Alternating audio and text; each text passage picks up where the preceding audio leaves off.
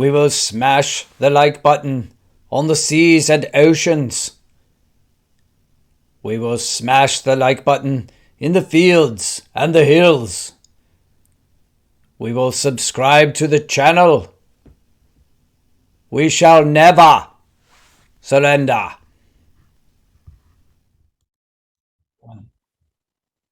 Recording in progress. Well, I'm here with Gern Blanston. How are you, Gern? I'm doing well, Pat. How are you? I'm doing really well. So we're here to talk. It's great to see you. We're here to talk about this book, Churchill and Orwell, written by Thomas E. Ricks, The Fight for Freedom. But first, I'm going to do a couple of words of business. We're going to smash the like button because you guys like us. Subscribe to the channel. That helps promote the content up the ladder. And I actually have another channel which is getting really close to monetization, my second monetized channel. So I'll put a description below, and I actually learned how to make cards. So I think I'll put a card up here too, and you guys can help me out with that. That'd be awesome. So this book, I read this book because you recommended it. But why did you read this book? Why did you pick this book? Yeah, great question. So I was familiar with the author. I've heard him interviewed a few times on the radio, probably when he was flacking other books. I follow him on Twitter. I'm not sure exactly why, but he always has a lot of, kind of trenchant commentary. It's not the usual radioactive blast that you get from Twitter. It was reasoned, an opinion you like to hear on, what's going on in politics, world events. He'd weigh in, and I like to hear what he has to say. So I think I heard him. I heard him interviewed on local radio station back when this book came out, which I guess was around 2019 or so. Okay. And it sounded very interesting to me. Mm-hmm.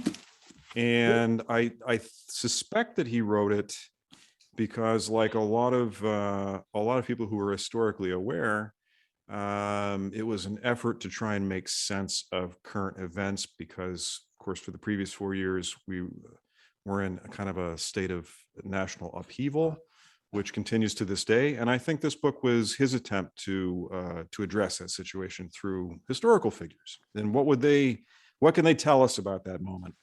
Well, that's what history does best when it does that. But I thought it was earlier than that for some reason. I thought it was 2017.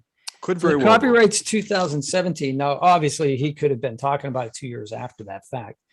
But I took that to mean that when he was writing it, he was not.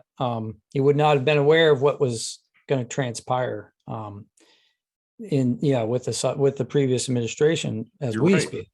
So I was I thought it was interesting that either he was a harbinger or he had suspected that something crazy might happen. But that blows my theory out of the water. If that's the copyright date, then yeah, he would have to be writing before the 2016 election and felt something was in the water. Yeah, I mean, well, certainly we could have suspected that something was going to happen, but yeah. I don't know that anybody could predict exactly what was going to happen. No. But to stick with the history for a little bit, I mean, these are two figures that I've read. I've read Churchill. When I first moved to the area that I live in now, there's a library in walking distance, a small library. But is it a Carnegie library? No, but later it became associated with that system. It's a memorial library that was built. It's housed. It's in a. They call it a mansion. It's a three-story structure. It's nothing that elaborate, but I mean it's nice. It's old. It's got big, tall windows. If it were a house, it'd be pretty luxuriant. Luxurious at the time when people lived in there. But it's nothing like the Carnegie. Yeah, But before they were affiliated with the Carnegie Library System, and you could order things online and you could get things sent there. This is, like early 90s. Mm-hmm. You actually had to go to the library and you could order a book at the desk, but it was real big to do. So I just pillaged their history section, which wasn't all that big, but I literally decimated it. I probably read every 10th book. And, because wow. Finally, I don't have the urge to, my pedantic urge to give the definition of decimate. Thank you very much. You're welcome. I try to do that as I go sometimes to help people out. But well, we were just talking about Roman history a little bit before, and there'll be another video. Hopefully, when Robin comes on, we'll talk about that. But yeah, so I did go through it, and they had Churchill's World War II memoir, and I was like, "Wow, I've never read this." And I was just coming off of the Civil War trilogy with written by Shelby Foote, so I felt like I was able to do a 6-volume series. But what was interesting, and this comes up in this book, Rick's book, which is, I got a little bogged down after the second volume, and at the time I couldn't quite figure out why. I thought, well, this is the good part, we're in the midst of the war, and now I get to see what Churchill's thinking and the grand strategy, and and all this stuff, and it wasn't quite as uplifting, eloquent. It wasn't what I expected. Now you know why. As good as what had come forward. Now I know, because Thomas says that he had a lot of help, and he kind of lost steam after the second book. And in the first 2 volumes, he was referring to notes that he had taken, during the war, I guess. And then at some point, he must have gotten so busy that he was unable to do that. That's what I figure. I mean, at some point he didn't do it, but I was just figuring events of the day. I mean, for crying out loud, it's 1941. The lights are going out all over Europe, and you're going to think about 1946. I don't think so. You know what I mean? Like, it would have been enough to think about the next day. But yeah, so it was interesting to see that he said that he had a whole committee of people helping him write it, but that the last 4 volumes were pretty much written by somebody else. Right, with loosely based on his notes, but possibly with not a lot of input from him. So Churchill in this book, I found I really didn't know that much about him before reading the book. Probably the cursory knowledge that many Americans have, which is very cursory. But he explores his. Well, let me back up a little bit.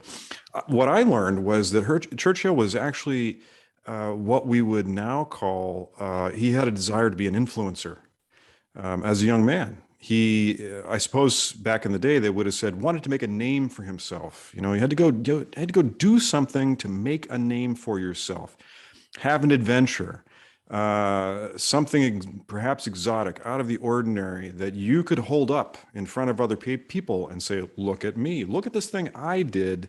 Doesn't this make me unique? So it's almost social media like in that regard, that he decides to go, help me out here. Which country was it? Do you recall?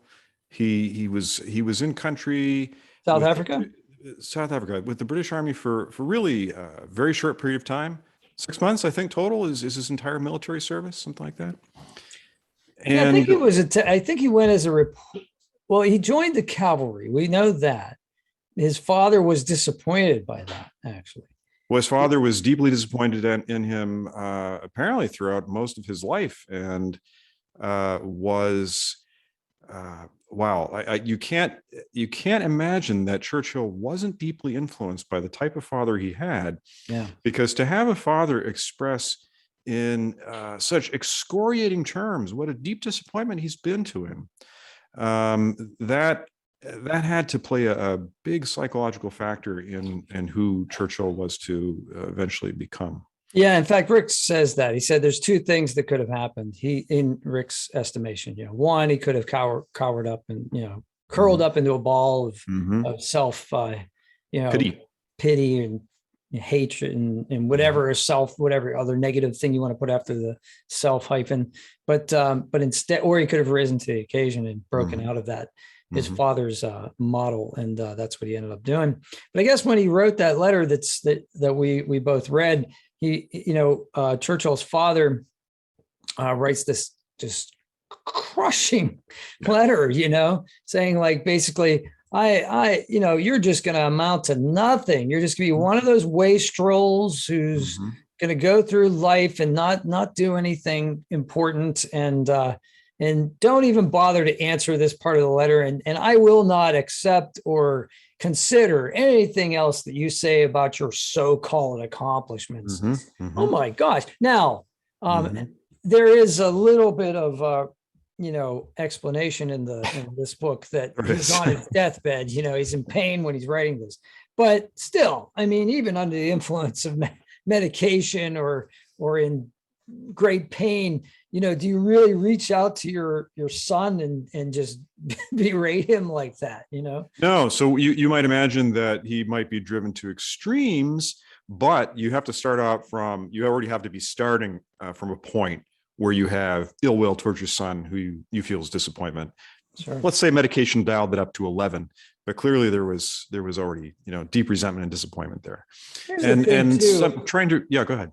Well, I don't know if he's writing the letter or if he's dictating the letter. If he's dictating the letter, then I give him a little more leeway. If he's writing the letter, oh my gosh, when you're writing a letter, you have time to consider your words and the impact of those words. So, come on. But I don't know. We don't know. I don't know what the case is. It's not clear in the book. So. Well, and he was dying from syphilis, so we should mention that as well. That's true, because that can make you mad. Yeah. Right. But still, the effect had to have been a lifelong one for men to feel they have so disappointed their fathers. Calling Dr. Freud, there's a lot to be said there, and surely it's a key factor in who you become and what you choose to do with your life. And his mom. Yes, she's a playgirl basically. She apparently had multiple lovers. His American mother. That's right, and had a tattoo, which ladies of society did not have tattoos at that time. Only ladies of the night had tattoos of that variety, and yet she was well noted for having an active social life, is the way to put it, which I absolutely adore that phrase, because now who cares, right? But no. They're coming off of Victorian England, I mean, like, this is the late 1800s, early 1900s, like, free love didn't exist yet. That didn't come around until the 20s, basically, or, and really until the 60s. But like, there was a kind of a free love movement in the 20s. But so like, but she had I like the one quote she said as she was getting older, I guess, into what she considered older, in her 40s. She said, "I shall never get over the fact that I am not the most beautiful woman in the room." So to touch on that for a moment, I read a book a few years ago, which was very out of character for me, but the review that I read just made it sound so interesting. It was a book about Ava Gardner, who was married to Frank Sinatra, famous movie actress. She was one of the most beautiful women in Hollywood. And it was largely the story of, it was a meta story. It was a story about an aborted attempt for her to write an autobiography with the help of a writer, because this was in the 1980s. She needed the money. She and Sinatra parted ways in, I think, the early 60s. And she needed to be kept in the style to which she was accustomed to. And the big thing I remember about that book was that her beauty was so inimical to who she was, such a part of her, that when you lose that, she would say time and again during those 1980s interview sessions for this book that never came to be, how crushing it was for her that she had lost this supernatural ability to cloud men's minds. Basically, it is a superpower that you're gorgeous, you radiate, heads turn, forks drop in the restaurant, and for possibly men, but it affects women much more because it's harder to grow old gracefully, as men are accused of doing. That to lose that power is very difficult. So, long way to say that I think I understand to a certain extent where Winston Churchill's mother was probably coming from when she wrote that. Addendum to that little short story, she never wrote the autobiography because it was going to contain all the juicy bits that would make it highly saleable. Frank Sinatra found out. He would be deeply embarrassed by everything that was in there. He gave her more money than she would have received to have the book published, and she was financially saved. It's fair. It's a fair deal. Plus, he still loved her. Yeah, I mean, well, of course. I mean, see, that's the thing well, we can go on about that. But like, at some point you loved something about the person if you married, So, even if things go sour, but we don't have to get into all this kind of stuff. No. We can go back to Churchill, which, now that we covered his parents' background, one of the things that I found interesting because he becomes such a man of letters, but early on, there's this quote that I'd never heard. And he said, it's important for a young man not to read too many good books and to pollute. Well, he doesn't say pollute. How does he say it? He says, I think I actually wrote it down. Don't tax the brain while you're young by reading too many good books. Chew your food like an old man. Well, I wonder if he took his own advice there. Because, and I forget that it's been a couple of weeks since I finished the book. Yeah, me too. Some details were already eluding me. Right. But one of the things I learned was that he was no academic superstar at all. He was quite average. And also he was kind of a charity case for the public school he was in. And remember, when you're in England, public school means private school means public school, very confusing. And this school was bound to take a certain number of students who were not overachievers. That was another reason for his father's disappointment in him. So you expect, again, with that cursory level of knowledge that most Americans have, you think Churchill, he must be type A, driven, and usually people like that who ascend in the way that he did are that way. Probably innately from birth. Not him.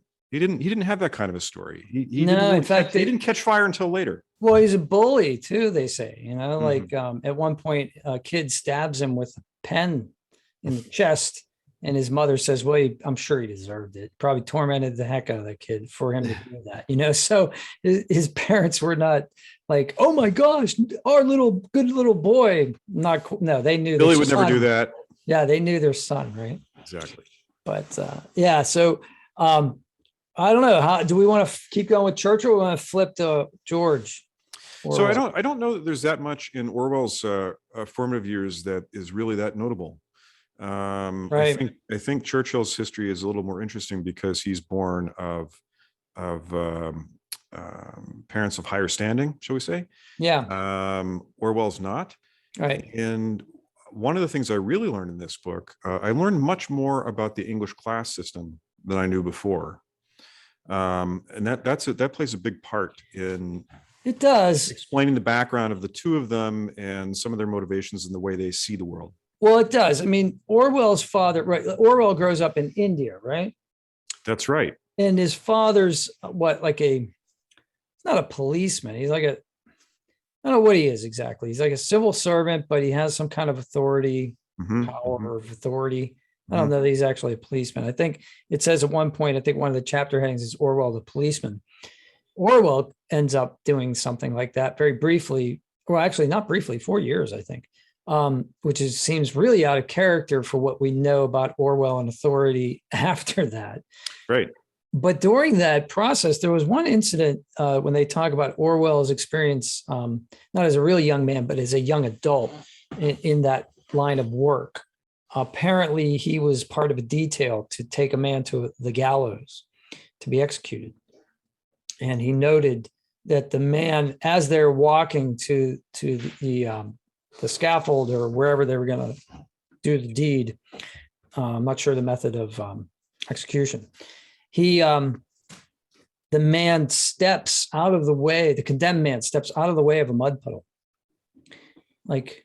At that point, Orwell has this great revelation, this man is alive. He's vital. He's still reacting to life, like we would step out of the way of the mud puddle. If you're a condemned person, you're going to die in a few minutes. Why? Who cares? Right.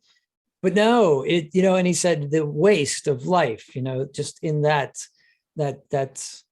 whole process, that was the thing that he got out of that experience was that, this is a human being, this is a vital human being who could accomplish and do things, but we're going to selectively terminate his life. And it was just, I thought that was pretty I thought that was pretty profound. I'm sure he was deeply impacted by it. I was It's impacted extremely by it. profound. I mean, it's the experience that I think any of us have had if we've come across, say, a dead bird lying on the ground. And I always think of the phrase, when I see a live bird, the phrase, the spark of life. The barrier that separates the dead bird on the ground from the one who's hopping around grabbing berries off of the bush, it's very thin, very narrow. And it's so easy to cross from one to the other that it makes you appreciate the magical nature of whatever that spark of life is. And of course, we know biologically what it is, but that doesn't really capture it, does it? No, of course it doesn't. It's something much more bigger, much more big than that. It is something that's kind of magical. And I think that he was having that exact same realization right there, that even though this criminal, perhaps he was awful, maybe he did hideous things, we don't know. We don't know. But at that particular moment, the knowledge that you are about to kill that spark, even with the most hideous criminals, you'd have to be missing some element of humanity not to really consider it hard. Well, there's two moments in each of their early military careers that go on. So I guess we should go back to Churchill and talk about South Africa. What would end up being the Boer War? He was there, and he was, he went into the cavalry. I was saying before, I guess he went to the cavalry, but that was not a prestigious assignment. Mm-hmm. See, I would have thought the cavalry would have been like the cavalry, the infantry is like everybody, but the cavalry, no, the cavalry was where rich kids went because they could afford the horses. Right. They knew how to ride. Yeah, but Winston liked it because he liked the uniform. Mm-hmm. So he has elements of his mother in there where he likes the dress, and he talks about gold, and he talks about all these wonderful colors and how he feels sorry for Brown. Well, the interesting thing about that is that's something that would carry on throughout his life. Rarely as prime minister during the war years did he miss an opportunity to wear military dress. Think of how many times he appeared with Roosevelt in their meetings on public display, and he would be wearing. I'm not sure what the alignment is. I mean, he was, of course, the former Vice Lord of the Admiralty. Lord of the Admiralty. Lord of the Admiralty. Yeah. The equivalent of our Secretary of the Navy. Right.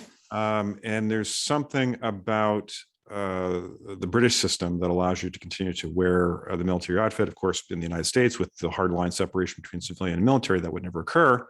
But he was clearly into regalia. Yeah. Which I think most British aristocrats are. That's kind of their thing.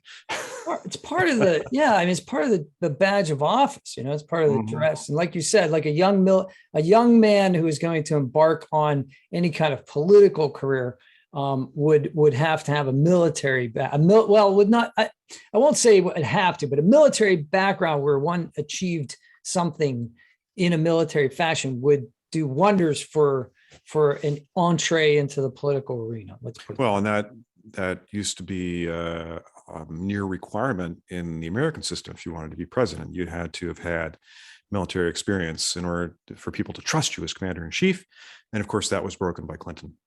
And has never been replaced since then.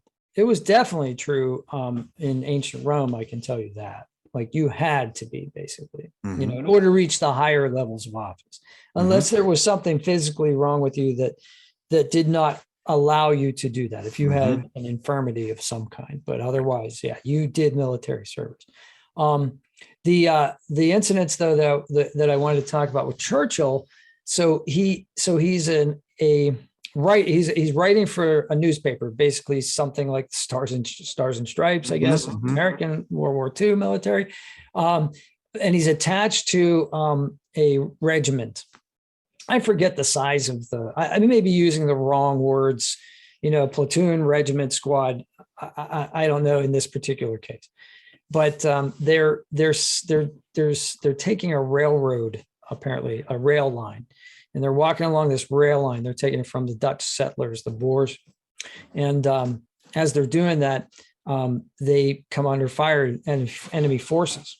And Churchill ends up organizing an organized retreat. They're over, there's too many of the enemy forces. So he helps to organize the retreat and subsequently is captured.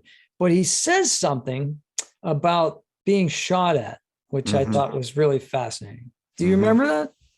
Yes, I remember reading it, but I couldn't do the quotation. I'm hoping that you have it in front of you because it's pretty good. Nothing in life is so exhilarating as to be shot at without result. Yes. It's always great when they don't hit you, I imagine. It's bravado. There's no doubt. In fact, Ricks, who apparently was a reporter during the invasion, I think it was the second Iraq War. Yes, that's right. The U.S. Iraq War. Yeah. He was attached, similar to what Churchill was, I guess. He's making a comparison. And he's saying, yeah, well, the problem with being under fire is you don't know when it's going to stop, and you don't know where it's coming from a lot of times and all this sort of thing. So he said there's probably some bravado in there, and I'm sure there is. But, yeah, Orwell, unfortunately, has the opposite thing happen to him. He gets under fire and he gets shot in the throat. Right. So we should step back a little bit and talk about how he actually arrived in that position. Right. And this speaks to, he's a young man who's deeply earnest. So we're talking about the 1930s when the world has turned upside down for Western democracies because it's a global depression. Democracy is in not just the United States, but in Europe.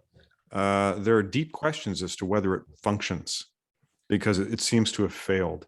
Democracy does not seem to be capable of dealing with the depression, ending it, and finding a way out of it.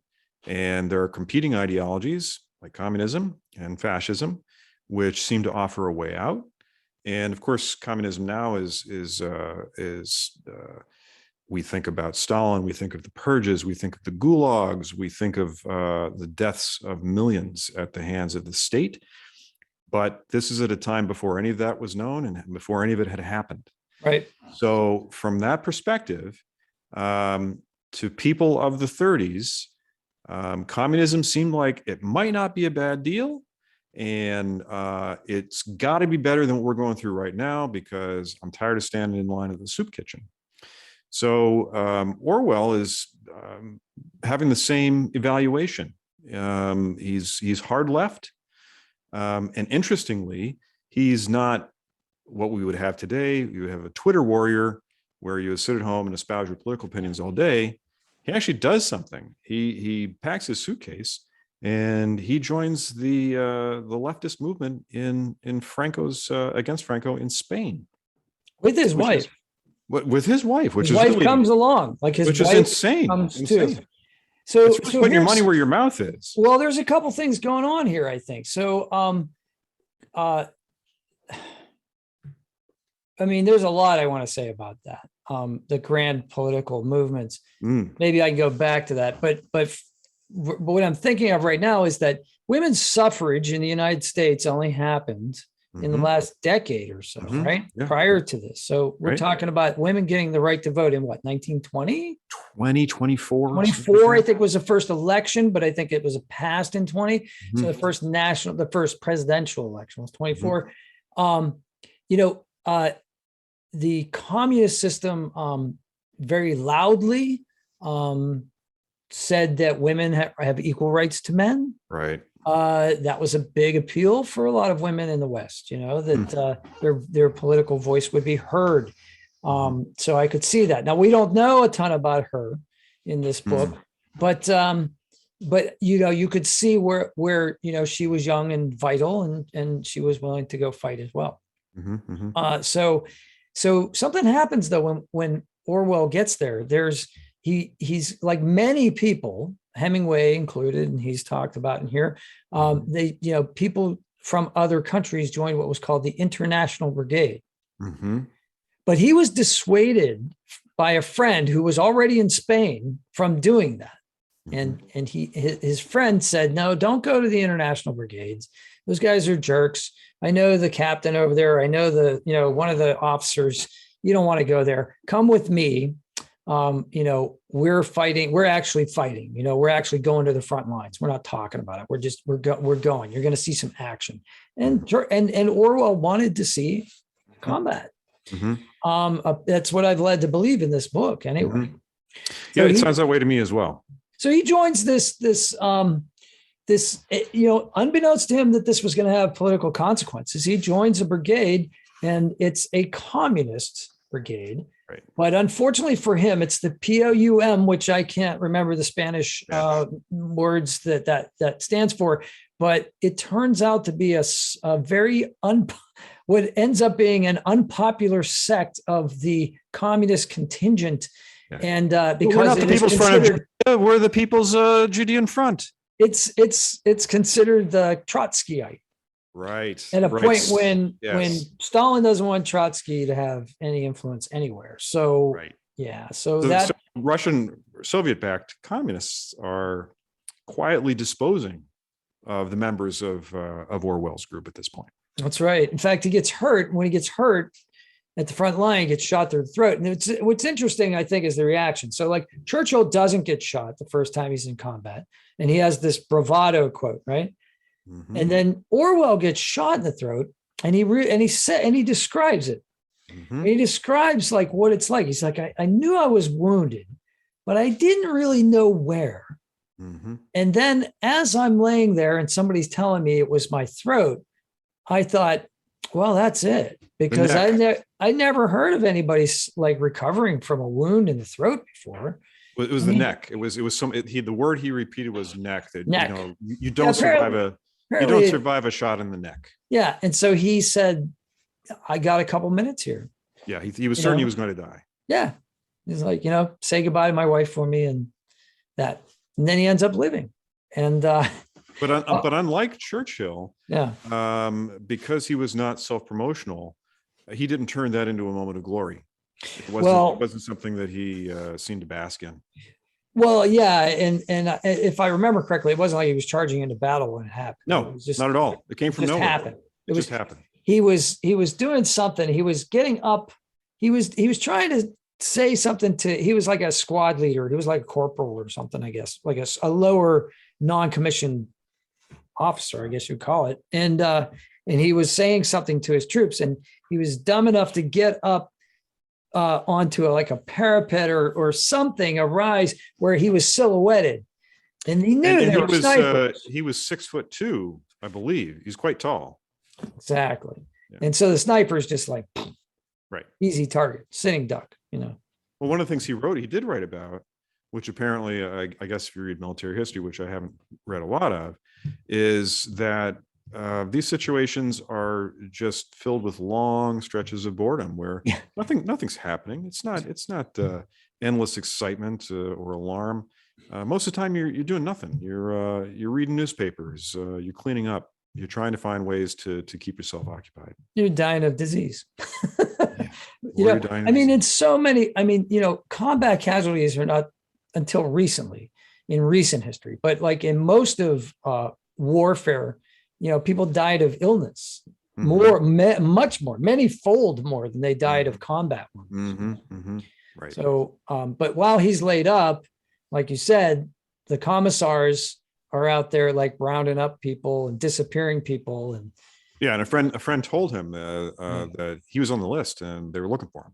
Yeah, it's time to get out. To get out.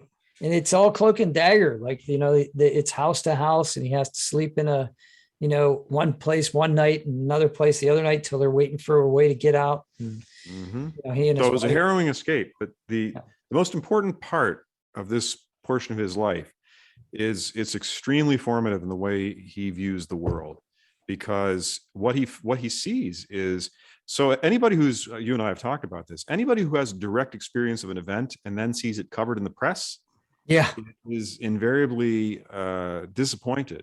Oh my God. If you have real faith in free media, we have faith in free media, but when we have direct experience with the thing being covered, we are usually disappointed in the way that it is covered. So what he found was that his side, the leftists, were lying about what was going on in the war just as much as the other side was. And this was kind of shattering to him. He really thought, well, we're the good guys. We don't do that. And he finds out, yeah, everybody does it. Both sides do it a lot. So here's the quote. I don't know that it's exactly about this particular period of time in the Spanish Civil War, if it's about World War II later, but he says it applies to both. He says, one of the dreariest effects of this war has been to teach me that the left-wing press is every bit as spurious and dishonest as that of the right, which is basically what you just said. And it's just, it's got to be so deflating to him, especially as a writer and someone who wrote for the left press, and somebody who, if you're going to drop all your stuff and go off to Spain, you're clearly an idealistic person. Absolutely. So this is doubly cutting, that not only is this Civil War not what you thought it was going to be, but you're learning some hard truths about things that you thought you understood. Yeah. I mean, so he becomes completely disillusioned now with, Stalinist communism. I mean, he knows now, we're fighting fascists on our front and we're fighting our so-called allies in the rear. So like, you can't win, right? It's just, you think like, you see, it's so funny because I interviewed a lady, Tiffany, and she was talking about how she wants to write this book. She wants to write a book about talking animals. And she's like, do you think that would work? And I'm like, Animal Farm. And what was so funny is that not 2 days later, a little library in my neighborhood, I found this book, which is, you found that? You found a hardback in a little library? That's fantastic. I know. Can you believe it? So 1984 and Animal Farm. So Rix points out that the subtitle for Animal Farm is a fairy tale. Right. But apparently there's a long tradition of that. I mean, I didn't think of it until Rix points it out, but there's, Peter Rabbit. There's, of course, Alice in Wonderland. But there's many more apparently that I had been unaware of. I recognize some of the titles. I didn't read a lot of English talking animal books that were written around 1900, but apparently there's a long tradition of this.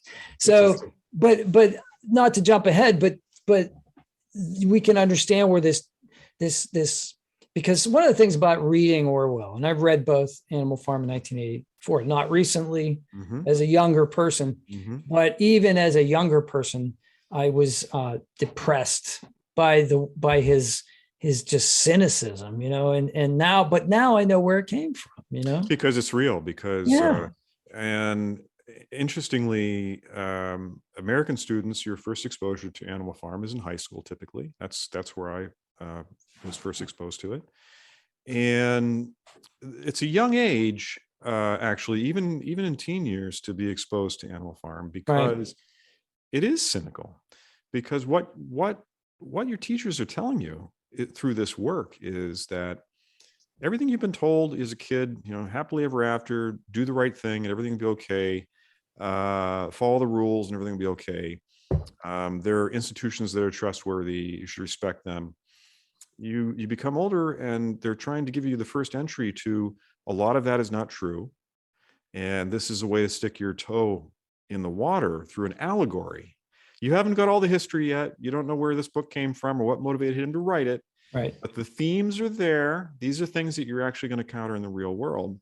If you're a thinking person, that you're going to encounter duplicity, but also a lot of grayness, moral grayness. Yeah. Now, of course, Animal Farm is not morally ambiguous at all. Neither is 1984. They're very black and white and very clear, but they have their origins in moral ambiguity.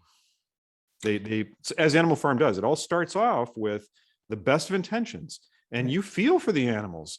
Like the farmer, man, they're getting a raw deal from the farmer, man. We got to stand up we got to unionize. We got to stand up for our rights. And it's all coming from a good place, honest intentions. And then we see where it goes when power corrupts, as it always does. Sure. Yeah. When a movement gets radicalized, right?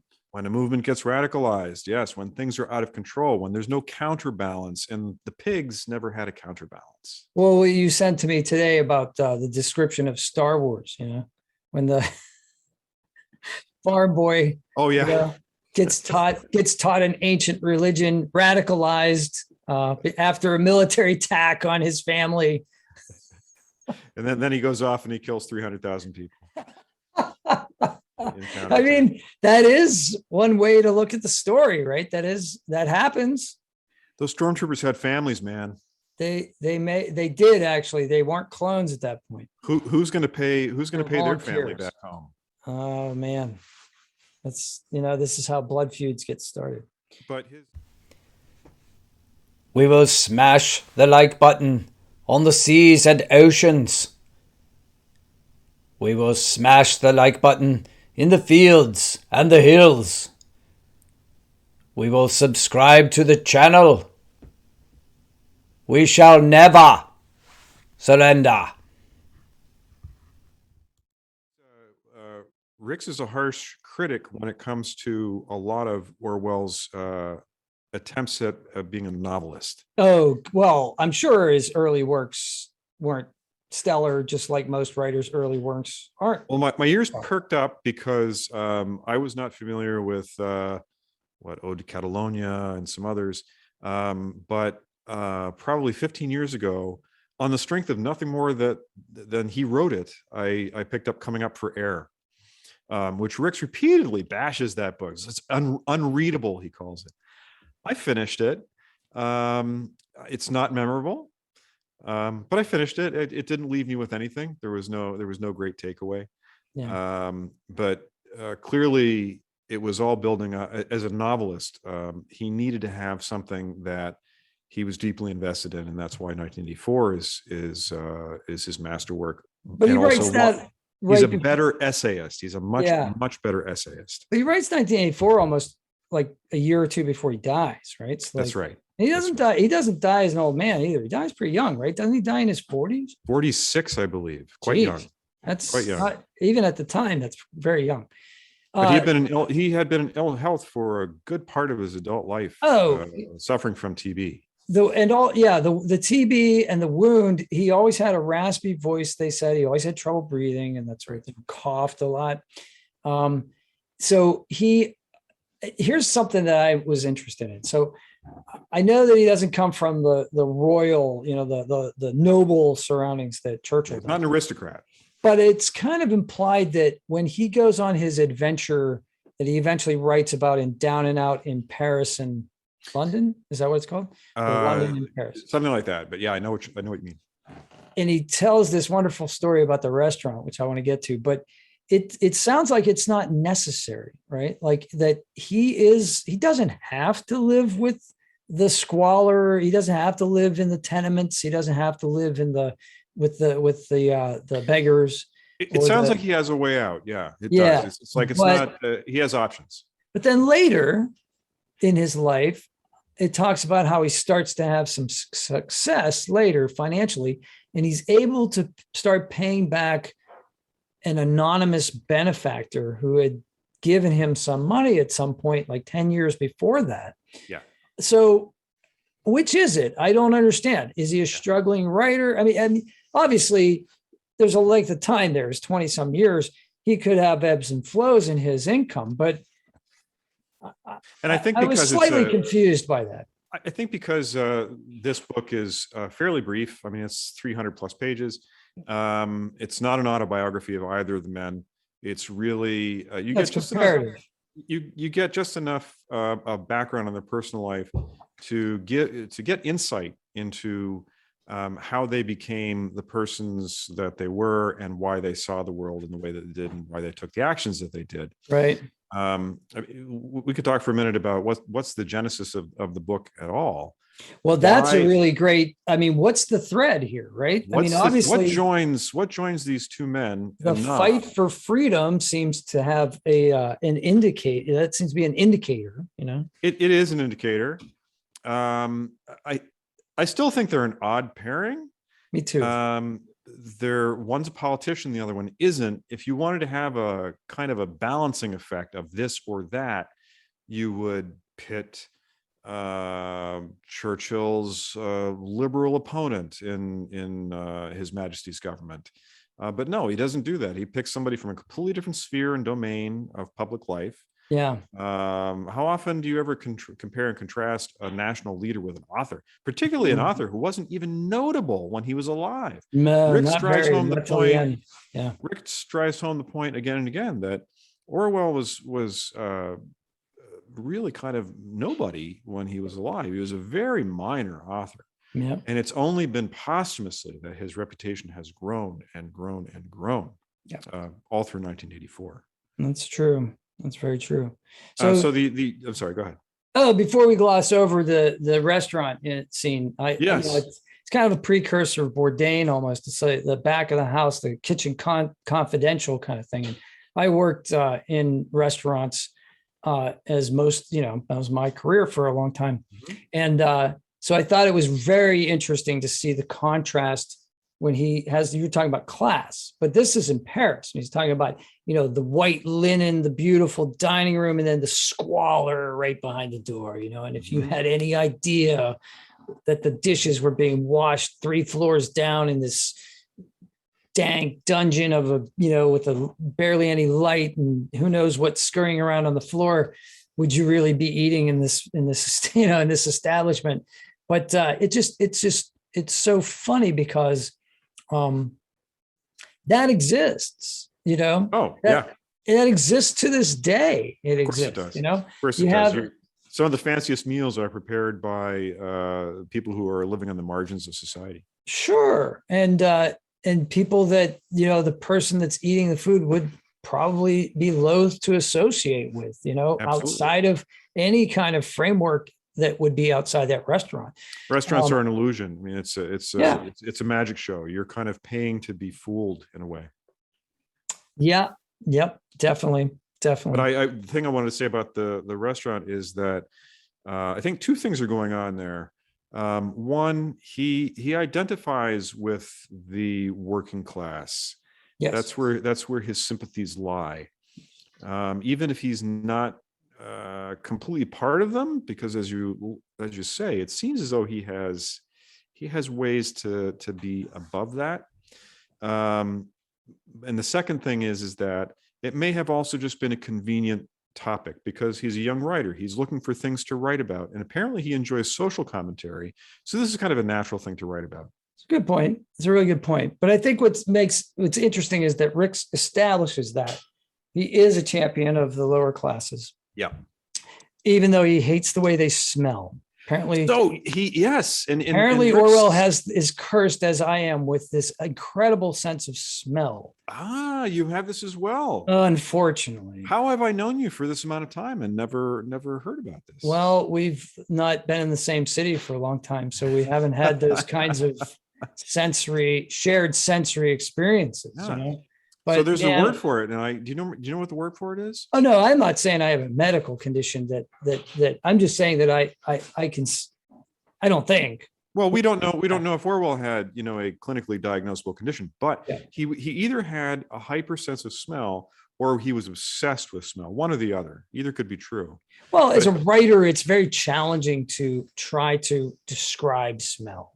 It's really challenging, and taste is really challenging. But like 5 words for taste in the English language? I thought there were 4, but maybe there are 5 now. No, I think you're right. I think it is just 4. But I thought also smell is also the same. So yes. Smell was acrid, redolent, yeah. Pungent. Yeah. And I always forget the 4th one. Yeah.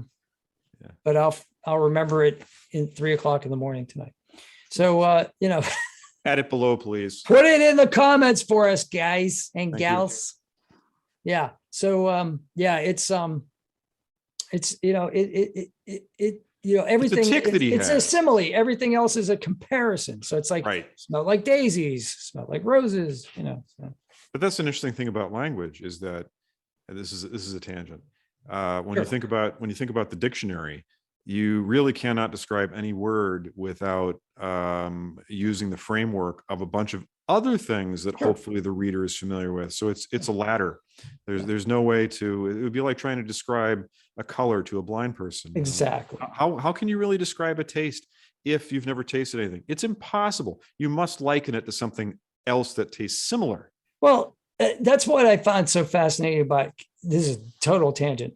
Again, Ken Nordine's colors was that he put to music and lyric poetry a sense of what vermilion was, or what aqua was, or olive, and I just thought it was fascinating as an attempt. Who knows if he succeeds or not? I'd have to ask somebody who has that. What's the name of that?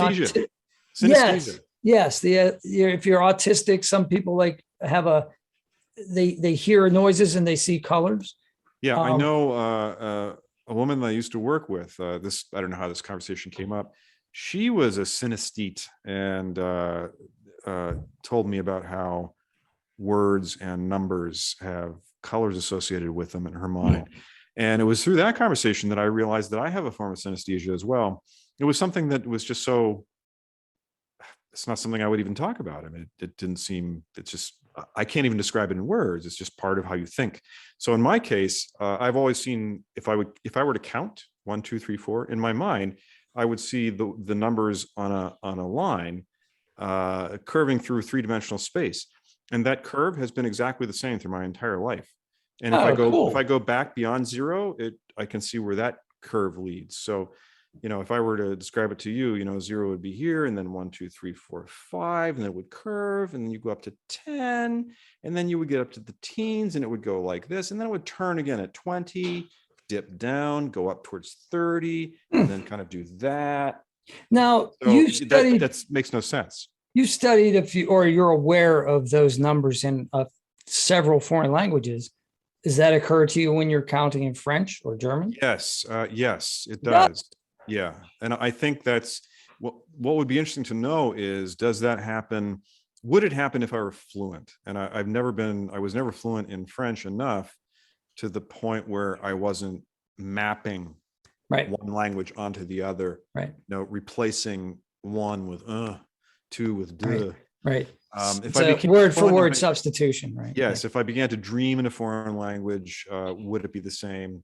I may never find out, because I don't think that day's ever going to come. I've actually dreamt in French. That was funny, because that's when I think we had the same professor at one point. He actually said to me once, he said, if you start dreaming in French, you're nearing fluency. So that was kind of interesting. But that was don't bother, because it was a long time ago. I don't do it anymore. I was just going to say that what I've heard from many people is that no matter how good your American French becomes, if you go to Paris, they're just going to say, please switch to English. You're hurting my ears. So that's funny. I was at a wedding in the United States, obviously, but I was at a wedding and I was sat at the Francophone table, The Francophone table. Yeah. So my friend was studying French. He was taking classes. We would practice together, and he had his teacher lived in France, and then there were some people who were from France, and we were all at that table. It was a really nice wedding. It was a really nice place. But we were sitting there, and so some of them were speaking in French. I was trying to speak in French to them, and blah, blah, blah. And of course, I'm using probably 4th grade French, vocabulary wise. Right, but the one man said to me, how long did you live in Paris? No. And I said, I've never been to Paris. And he said, you have a great Parisian accent. Wow. And I just said, I must have had great teachers. Fantastic. There's no other way to explain that. But I just we learned Parisian French. We cut the ends off of words because I later, probably 10 or 12 years later, I met someone at the restaurant I worked at, and he was from the south of France. He was from Bayonne area. Mm-hmm. And he asked me if he was helping me practice. I said, let's speak French. I can practice. It's been a long time. So we were saying things, and he said to me something about bread, but I didn't recognize it because I pronounced it pain, but he pronounced it pain. And I'm like, I don't know what that means. And he's like, and I'm like, pain. And he's like, see, that's Parisian. He's like, but we don't say it that way down here, in the South, we say pain, and he actually says the N. I'm fascinated by accents. I always have been. Me too. I love that kind of stuff because it's so unique and it's so defining, and people love to talk about those differences. I certainly do. And Pittsburgh, of course, has a great accent. It's very distinctive, very unique. Having grown up there, I was, of course, very aware of the accent. But what I didn't know at the time, and what I've realized in my travels since, is that Pittsburgh is the extreme northern end of the Southern American accent. It's the northernmost city of Appalachia. Yes, and it has that, the way O's and other vowels are pronounced is extremely Southern. So you would never confuse somebody from Pittsburgh for somebody who's from, New York. New Orleans or anywhere like that. But it's where it starts, and the deeper you go, the more it transforms.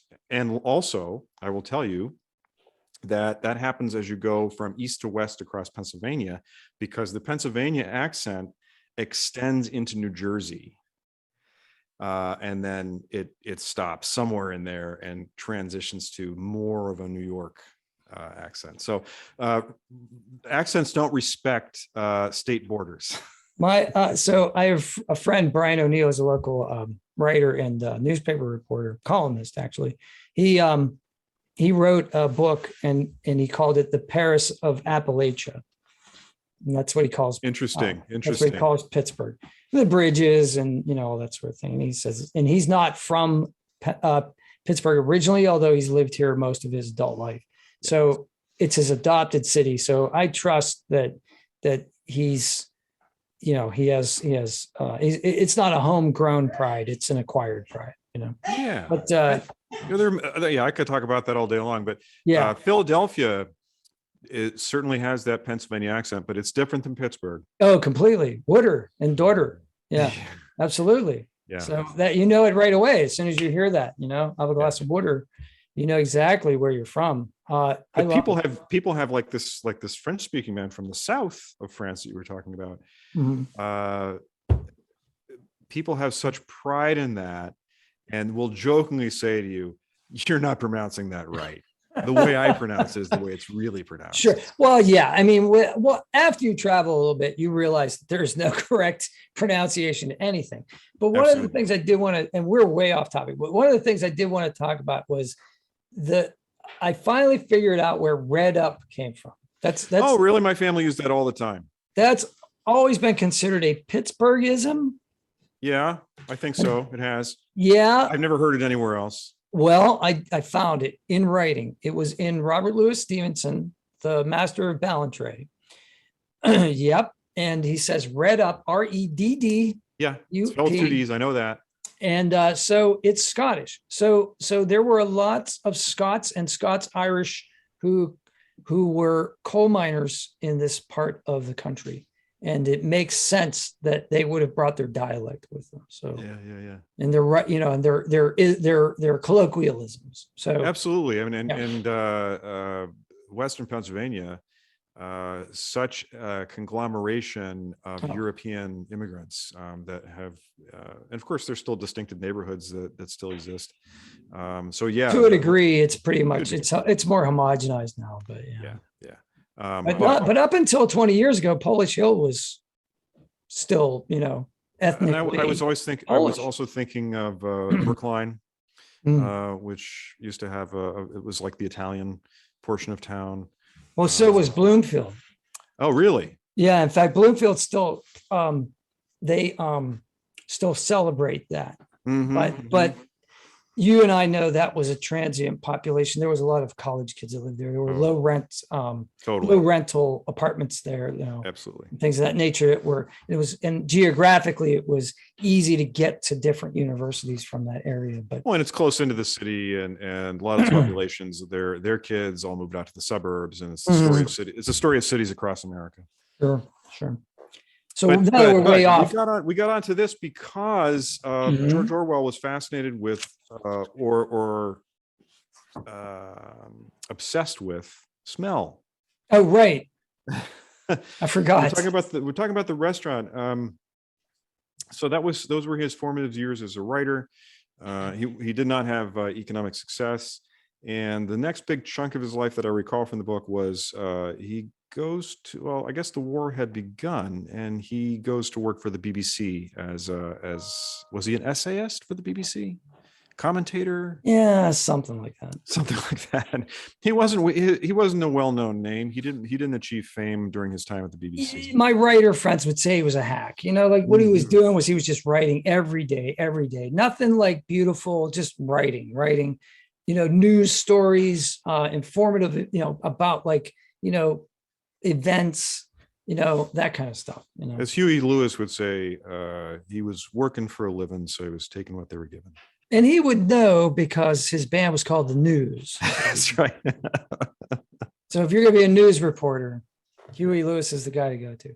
Huey Lewis, I guess he went to Cornell, right? Is that where his band? Did he really? Yeah, I think he did. I don't know if they all graduated. And I think he said something. I remember my friend George, I interviewed George Payson. I interviewed.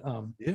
And I remember him telling me, he said admiringly, he said to me, I just read that Huey Lewis said, all I remember about college was playing with the band, and it was. Well, if he went to Cornell, that's hard to believe. I don't know. We gotta. I don't know. I think that's what I post research in the comments. Yeah, if I'm wrong, call me on it. I have no problem being wrong. No, I hope. I love it. Oh, I hope that's true. I love being wrong. Just tell me I'm wrong. I'm married to someone who went to that university. Yeah. So I know. And you got to meet Carl. I met Carl Sagan. Just one of my idols from the time I was in 8th grade. Yeah, that school's a pressure cooker, man. If Huey Lewis went through that school and managed to play in a band and then hit the big time, now I'm super impressed. So here's a tangent for Huey Lewis. That's a band I forgot about. But in the last couple of weeks, it's like plate of shrimp. All of a sudden, his name has been coming out of nowhere. And I saw one of his videos recently, and I've heard a couple of his songs on Sirius XM. And I said, Huey Lewis and News is kind of like a punchline and jokes about the 80s. But these guys were like hit machines. Oh, yeah. After the other. So that's some talent. You don't just produce like 5 super big songs in a row like that. They had something going. It's pretty catchy, See, and I will, for that reason, I will even defend Barry Manilow because he's a punchline. That guy made a ton of money because he sold a lot of records. He wrote songs you never even thought about. Well, he was a jingle writer. He did. He wrote a lot of jingles that nobody knows about. He wrote like State Farm or Nationwide. He wrote like all kinds of crazy stuff, But if you can have like 20 hit songs in a particular decade, you got to respect that. Dude, if you look at the playlist, the track list for sports, right? 1983. 5 of them were like top 20 songs. Right. I think 5, at least. Was 4. That his debut album? Was that a debut effort? No, it wasn't their debut album. There was one before that. I think it was at least their second, but I may have been their third. But yeah, it was, put that in the comments below. But it's Heart and Soul. I Want a New Drug. Don't tell me. I'm not gonna, because I can't name them. Okay. Well, I used to be able to name. First, we would know all of them. That was embarrassing. I'm going to cut that out. So cut that out. But they're good. They're good songs. They're excellent. They are good songs. Yeah. They all sound alike, but they're good. That was the 80s, man. That's what you did. Here's the thing. You had a theme. Like, your album sounded good. It had the same sound from beginning to end. This is what I say about Paul McCartney. He's got a lot of detractors. That he wrote a lot of silly songs after the Beatles, but he wrote a lot of silly songs when he was with the Beatles. Nothing. He even really wrote changed. A song called Silly Songs. Silly love songs. The only thing that changed was that he wasn't co-writing with Lennon anymore. But here's the thing you got to give him. A lot of his songs were incredibly silly, catchy, beat, hummable. You remembered them. You wanted to hear them again. That's all I got to say about that. I'm with you there. It's hard to I don't take sides when it comes to Lennon and McCartney. I don't. I love them all. I love Harrison. I thought Ringo had some really great songs. They're real funny. They're fun. You can Ringo has a sense of humor. That's what people like about him. Exactly. He's like Exactly. easygoing. He doesn't take himself Yes. seriously. No. Yeah, Life is fun, let's have fun. I want in to love. be under the sea in an octopus's garden in the shade, We're all in a yellow submarine. whatever that means. What the hell's that all? Yeah. And George has that kind of Eastern, hippie influence, sitars and stuff. And I'm cool with all that. It's not my kind of music, but I'm down with it. I can listen to it. It's okay. Yeah. But I mean, McCartney, he had me because the very first James Bond movie I ever saw was Live and Let Die. Yeah. Because just what my age and when I saw I was permitted to see, a James Bond movie edited for TV, of course, Well, but Jane Seymour. Yeah. I mean, how could you not? Solitaire, man. Come on. Yeah. That used to be one of my Roger favorites. Stacked the deck, by the way, guys. They were used to be all one of my the lovers. Any cards she picked would have been the lovers. I know. Yes, I learned about that. I learned about card stacking. It learned a lot. James Bond taught me a lot. So much to my chagrin, probably. But back to the book. We will smash the like button on the seas and oceans. We will smash the like button in the fields and the hills. We will subscribe to the channel. We shall never surrender. So let's go back. Let's go back to Churchill. Churchill. He's and Rick's kind of glosses over this. He has an early career in government where he's Lord of the Admiralty. Yeah, how does he get to be Lord of the Admiralty at such a young age? It just boom, it just happens. It's not explained. You want to be Lord of the Admiralty? Yeah, sure. Here, I'll do it. Explained. Nobody wants to do this job. Take it. And I felt like, and I said before that this is a slim book, and he can't go into all the details. And I could read another book to find out about that period in his life, but I was actually intrigued. I wanted a little bit more detail about how did this guy who really had nothing that was spectacular about him suddenly become the Lord of the Admiralty at a young age. Okay, well, he does hint at the fact that he does have a stellar career. So apparently he does actually have a couple, I think it's one paragraph where he says, he went from South Africa back to London, to Afghanistan, back to Sudan, to London, to India, to the Panier, Pass, to London. I don't know. He has this, he does gloss over it, but apparently he tries to establish that I'm not going to talk about all this stuff. Take it as a fact that there was a stellar young military career here. Okay. He was all over the place. So, so that point didn't stick with me, but clearly that must be true. Because it's this big in the text. It's not. It's the only way. It's the only way to explain being installed. And this is when Britain was still an empire. And how did Britain become an empire? The Navy. So to be in charge of the Navy is really to be like the guy who's in charge of nuclear weapons, essentially. It's the most powerful arm of the armed forces. It's a big, hairy deal. But he becomes kind of a pariah in his own party. He kind of falls into irrelevance, particularly during the lead up to the portion of history where people start to become familiar with, Americans become familiar with Churchill, which is the lead up to the war. The Tories are in charge. You have Neville Chamberlain as the prime minister. And here's another class issue that I learned from this book, which I thought was very interesting, which is that the American surface understanding is never appease an aggressor. Never appease an aggressor. It's just like this reflexive thing that's all you know about Neville Chamberlain. But where did we learn that? Yeah, and he's holding the peace accord in his hand as he's waving in the breeze, getting off of the airplane after a recent successful trip with Herr Hitler, and he's got an agreement. Everything's good in Europe, and there's not going to be a war. But leading up to that, for years, as Germany begins to rearm, they begin to violate the terms of the Versailles Agreement. And they start nibbling off at bits of other countries, expanding the German frontier.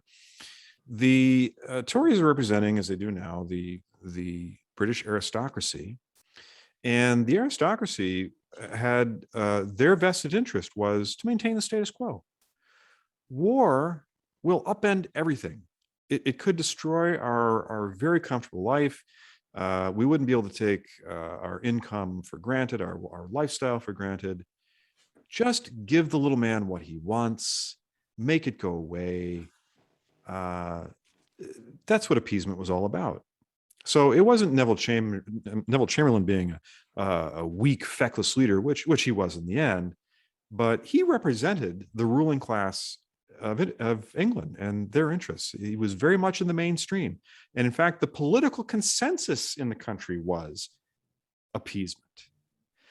Churchill is a complete outlier. He's off there in the corner yelling and screaming about what a threat this man is. The lone voice in the wilderness. In fact, they can't be he allowed. Called it the wilderness years when he was. Yes, nobody's listening to him. And in fact, he's regarded as an embarrassment. Yeah. Chamberlain says, I will never have that man in my cabinet.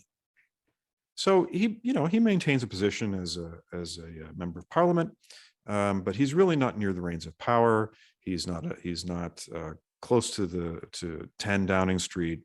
And he's like a sand in the shoe, a rock in the shoe. He's an irritant for people in his party. They wish he would just shut up.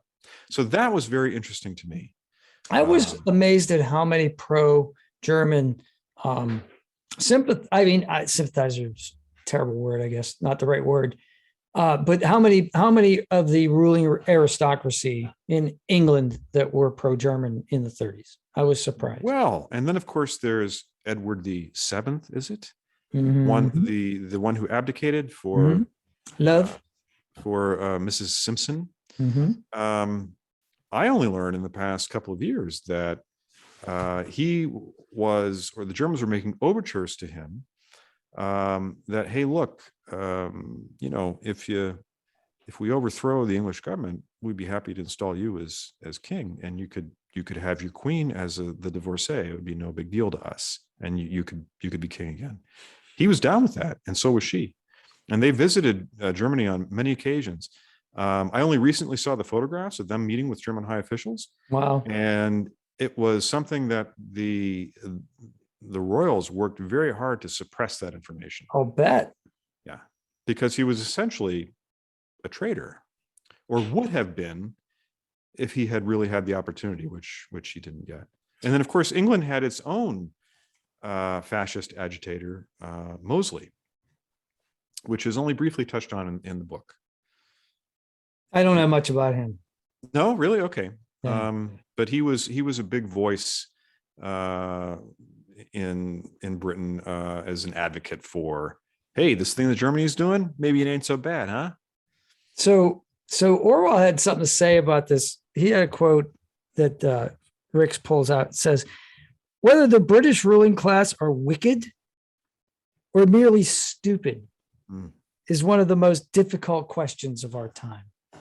Right. And I think my response to you when you mentioned that quote, or reminded me of that quote, was the classic Monty Python sketch, the twit of the year. Yeah, the twits, right? Yeah.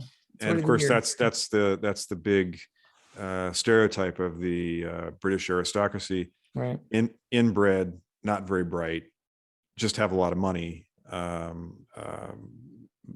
really not deserving in any way to be running society. So let's put this in perspective, okay? Before we dismiss the British aristocracy out of hand, I mean, obviously history has borne them wrong, but there was a logic to what they were trying to accomplish with what limited means they had. And well, not only that, but we're talking about it with full knowledge of what was to come. Yeah, we are, and I'm trying to place myself in 1938, 37. 39, somewhere around there, before all the horrors, all of the nastiness, all the things that come out later. So none of this, can be, I don't want any of this to be misinterpreted. But having said that, you're England, you don't really have a standing army. I mean, you have a navy, which is wonderful for defense, right? It's not really great for offense. That's nothing against Germany. Yeah. You're not going to attack Germany with your navy. Well, you can blockade them. Not when modern warfare is all about aerial warfare. Right. So also your dynasty, the Hanoverian dynasty, has deep blood ties to geographical places and nation states that don't exist any longer, but are now part of Germany. There's, you just fought a war of, a decade and a half before this. I think that's a big factor too. The I think that's a flower very big of your generation, you're not even recovered from that. There were Correct. so many killed at the Battle of Somme. There were Correct. so many that died in the trenches, of cholera and other terrible illnesses. Yep. The horror of that, the Mhm. poppy fields, the Mhm. memorial services every year, these empty towns and hamlets that are still just starting to become repopulated. Yes. So you're only 15 years is out. haunting you, Yeah, right? you're 15, 18 years out from that point. Right. So absolutely, World War I and its aftermath loom large in how people feel about another European war. So not only that, but there are, in this, have you ever watched Lawrence of Arabia, right? The Sykes, Yeah. I forget the other guy's name, Pico, the Sykes-Picot Treaty, where they just basically they arbitrarily drew lines in the desert to make nation states of the former Ottoman Empire, right? So you've got Saudi Arabia, we'll give that to Faisal, and we'll make the French, you guys can have this protectorate, we'll call it Syria, and the British, you can call it Palestine, and that'll be your sphere of influence, and well, on and on and on, right? And basically there were just guys with a map with no idea who lived there, really, who was a Hashemite and who was. Have you ever read 1918? No, but that sounds like just the title. I think I would love it because It's fascinating. It's a tome, but it got all this attention when it came out. I don't know, 15 years ago. Yeah. So I gave it a crack. I did finish it. It's tough going in some parts because it gets into the extraordinary details of how Lloyd George and Woodrow Wilson and help me with the French guy Clemenceau, how they basically made these decisions and how they would separate ethnic groups, right, cut them apart, right, which of course set up the web of grievance that haunts us to this very day. So you got to my point. My point was that they did this in the desert. They did this in Eastern and Central Europe as well. So that's right. If you drew an arbitrary line 15 years ago and said, this is Czechoslovakia now. It never existed before. Never. Okay. Right. This is the nation state that just appears on a map suddenly. Yep. Drawn by the victors. The rump of Austria-Hungary, right? Mm-hmm. And Austria-Hungary loses, so Austria becomes a very small state, and we'll make Hungary a small state, and then we'll make this big state, which is a conglomeration of the Czechs and the Slovaks. And there are some Sudeten Germans in there as well, because Germany lost. And you know what I mean? So all these things were done with this kind of yes, they were done in earnest at the time, but they were also done rather arbitrarily. So for an English politician who honestly, we don't want to get our hands dirty in the continental affairs. That's beneath us, and we don't really want to be bothered with it, but we also don't want to get sucked into a war here. So if you want us to change the border, we'll change the border, What Correct. Is it to us, right? Right. And I think what you're saying is a very good point. It can't be just what I said earlier, that the aristocracy wants to maintain status quo. The complete picture includes everything that you just said. Nobody in England, for sure. Nobody wants another war. And it's on the continent, as you say. And that if Germany wants to have the Sudetenland, who cares? Well, that's the thing. And at this point, Germany is giving the other powers, they're giving them a way to say what they want isn't completely unreasonable, even though we know it is now. In retrospect, but here's the great thing about Churchill. At the time, they can tell their constituents, no, there are Germans who live there, so it's okay, but And by the way, you guys won't have to go fight anywhere. So that's cool too, you know? Yeah, you have all these German speaking people who are living in France. Does that seem fair? No. Yeah. And I'm not, Um, you know, and like I said, again, disclaimer, I don't espouse any of these beliefs. I'm just trying to get in the head of what these politicians were thinking at the time. and it's important to have that disclaimer, because you can't, if we're trying to get into their heads, nothing, the horrors of World War II had not happened at that point.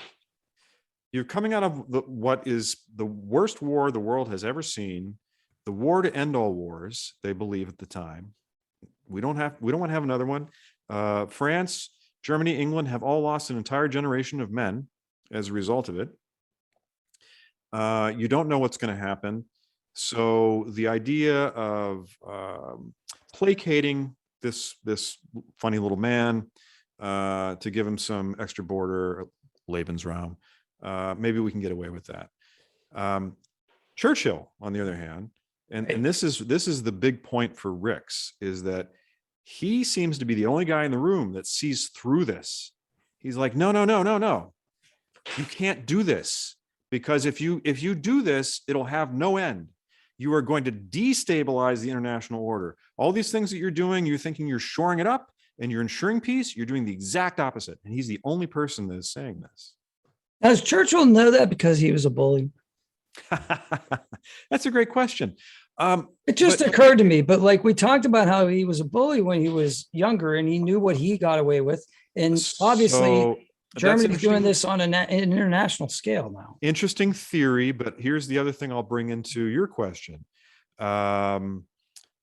Churchill is an ardent imperialist. Yeah. Ardent imperialist. He is very much in favor of the empire and rule Britannia, keeping India. He never wants to let go of India. He would keep everything that's in the empire at that moment and expand it if he could. Yeah, that's true. That's true. So I think that also is part of his formulation. That's a good point, because I think when he finds out later that Roosevelt never bought into the idea of the British, you know, he knew that the empire was going to have to come to an end. And this depresses him greatly. I don't think he would have been as cozy. You know, I mean, he would have still needed Roosevelt, but I don't know that they would have been as cozy as they were, you know. Well, and this is one of the things that makes him successful as a leader, is that he knows that eventually when my God, I'm just blanking on his name. Chamberlain. When Chamberlain is deposed, when Hitler violates the agreement, expands further, he knows it's over. His political career is at an end. He resigns, and the Tories call for, there's no election, and this is how parliamentary government works in Britain. Right. One guy says he's throwing in the towel because he's less credibility. We're going to install our other guy who's the backup. And all those years of crying in the wilderness, his party all realized he's the man for this moment. He's the only one that saw it. He's the only one that seems to have the strength, the fire in the belly, as he would say. He really wants to take this situation head on. We couldn't stand him for years. Now's his moment. Bring him in. Even Chamberlain says he's the man for the hour. Even Chamberlain realized, because at some point the monarch says, "Hey, shouldn't I put?" And I'm drawing a blank on the name now too, but there's a member of the aristocracy that he wants to put in, but he's got a guy that would probably have sought a negotiated settlement with Hitler, and instead, Churchill says, "No, you bring in Winston." Yeah. Right. Yeah. Right. So there's there's so many turning points here. There's so many possible, you want to talk about time travel. You want to talk about influencing a small event, you know, just changing Chamberlain's voice or mind at that moment could have had incalculable effects. Right. So, you know, again, that surface level understanding of Churchill that we have from high school is so very wrong, because that surface level suggests that it was inevitable. He was always going to be prime minister, and he was always going to be a great prime minister. Also, most Americans don't know that he suffered a humiliating defeat in his next election attempt, and that he made a very ill-advised comeback in the 1950s, where he did a terrible job as prime minister. So this was really a 4 or 5 year period in his life where he was the right man for that particular set of circumstances in that moment. And he is. Compare and contrast with Roosevelt, for example. Right. Roosevelt is widely hailed as a very competent wartime leader, but he was already a great leader for other reasons in domestic American policy, right? And so World War II doesn't define FDR. It's just another sheet in his resume. Yeah, and he comes to become a wartime leader. He has to evolve into it, you know, like he doesn't rush into it.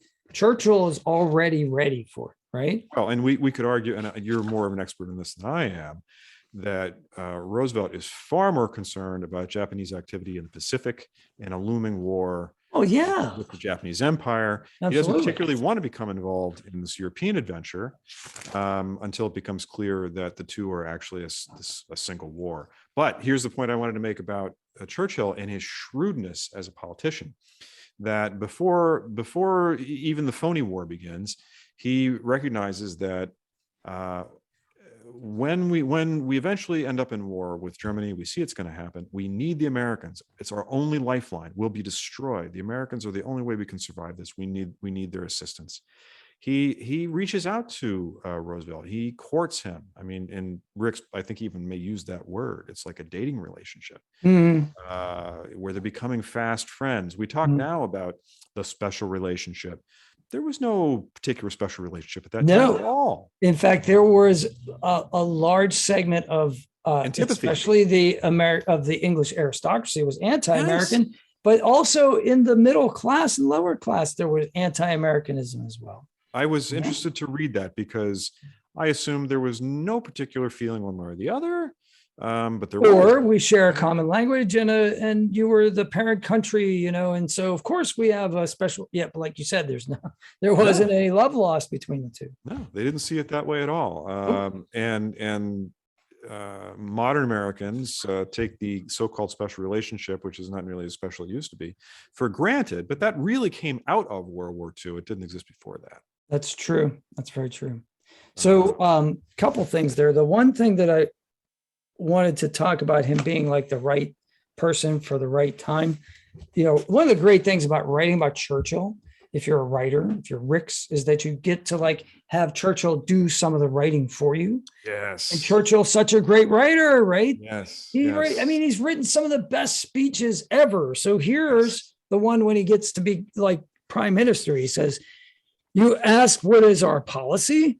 I will say it is to wage war, you know, by sea, by land and air, with all our might and with all the strength that God can give us, to wage war against a monstrous tyranny never surpassed in the dark, lamentable catalog of human crime.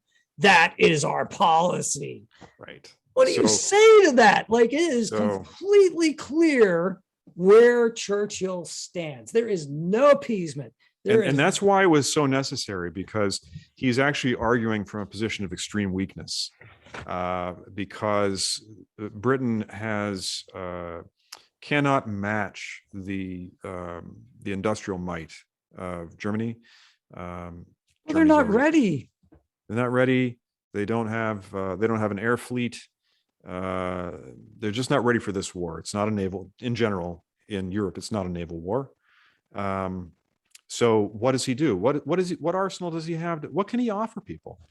What he offers them is that fire in the belly, a fighting spirit, and he boosts their morale. That's his greatest function at that point, is to boost morale. Plus, he also really grabbed the wheel of a micromanager, from the way Ricks describes it. He is familiar with how the military works, how military chain of command thinks. Yeah. So he's unlike an American wartime leader, with the exception of perhaps an Eisenhower. he knows how to motivate the military and where to skip some steps and get some greater efficiency. That was interesting to me as well, because I assume, well, he's just a politician. Politicians don't really guide the military effort, but he actually did. Yeah, and he was as Lord of the Admiralty, he was nuts and bolts. Like In the details. yeah, he put the forces out there. He knew where to launch them from Scapa Flow and tell them to go in the Mediterranean. And Gallipoli was his idea, even though it was a fiasco. But like he was a large part of planning that in World War One. But all right, so like I said, every writer that writes about Churchill indulges in that. So Of course. because we're doing this show, I'm going to indulge myself now. And we were talking about accents, and I'm going to do my best Churchill for you guys. Do it. We shall fight in France. We shall fight on the seas and oceans. We shall fight with growing confidence and growing strength in the air. We shall defend our island, whatever the cost may be. We shall fight on the beaches. We shall fight on the landing grounds. We shall fight in the fields and in the streets. We shall fight in the hills. We shall never surrender. And, I'm getting chills just doing that. Could you imagine when your hearing little that? island, when your little island is facing down a military force that is overwhelming, and it's presumed when he gives that talk that an invasion force, a land invasion force, is coming. Well, at that British point, all throughout the France is country are still getting in ready for that. contention. But yes, I think you're right, and it's it gets even worse. And then he gives the speech about never in the field of human conflict has so much been owed to by so many to so After few. the Battle of Britain, right? And there's a pilot quoted in here who says, I never really thought of it that way until he said that, but then we were like, yeah, we're the front line of defense. All right. Right. And you brought up the point about the pilots. I did. And this was another class issue that this one really caught me off guard. I had no idea that in the United States, the military is generally regarded to be classless, that it's kind of an equalizer, puts people on an even field. In America, we pretend we don't have a class structure, even though we really do. It's an unspoken class structure, whereas the one in England is much more rigid and out in the open. But apparently, in Britain, particularly at that time, the different branches of the military had class associated with them. So if you were the upper crust, you were with the army, which shocked me because I thought, well, wouldn't the upper crust be the Navy? But that's no. what I would have thought. And the Royal Air Force was bottom of the rung, bottom of the barrel, bottom of the ladder, which runs contrary to what you would expect. You would think that pilots, swashbucklers, requires a high degree of intelligence, usually college education. But no, the exact opposite. And for the aristocracy to regard the Royal Air Force pilots as like, oh, they're kind of like the poor slobs. That really surprised me. You would never expect that in the U.S. But class extends apparently to at that time extended to every aspect of British life. But not only that, but you were telling me about if you were upper crust, you got your own plane. Like you got Yes. the same horse, you didn't just get any old horse. You got your horse, Right. So if you're just George Blow, because George is the most common name in England, I'm given to understand, you took whatever plane was available that day. Which surprises me again, because we're used to seeing American dramas where the pilot's name is already written on the cockpit, right? Well, this is Pappy Boyington's plane. Nobody else flies this plane. And there's a nickname, There's a nickname, and there's a shark, tiger mouth on the front, and all the rest of it. But apparently in the RAF, no, it was like, well, there's a Spitfire over there. Go see if it flies today. And that's the one you get. Whereas if you knew people, you were more upper crust, then maybe you did have your name stitched into or written on the window, and you got that same plane every day. just this morning, I was taking my morning walk and there was a tow truck at the light. And there's a video. I have to remember to link the video now. I did a little 15 second short. And on the passenger side of the truck was written right by the passenger window, Sheila. And I'm like, oh, yeah. So I walked over, and of course there's two guys in the tow truck, and I'm like, oh, which one is your Sheila? Hi, Sheila. So I'm like, yeah, that's not the name I would have picked for you. But I just thought that was funny. But the pilot's name on the cowling. So, I don't know. Is that real? Is that a world? I mean, did that happen in World War II in the United States? Did you fly your I Mustang, think so. your P-51 Mustang, and that was the one you flew? I think that's always, no, I've never served in the military, but I've seen so many military aircraft that have the name of the pilot written on the side that I have to assume that you always get the same plane. I mean, it's like, who was it gonna? Hey, man, Maverick and Goose had their names on it. So this is this is the nascent, days of military aviation. And obviously it was World War I, but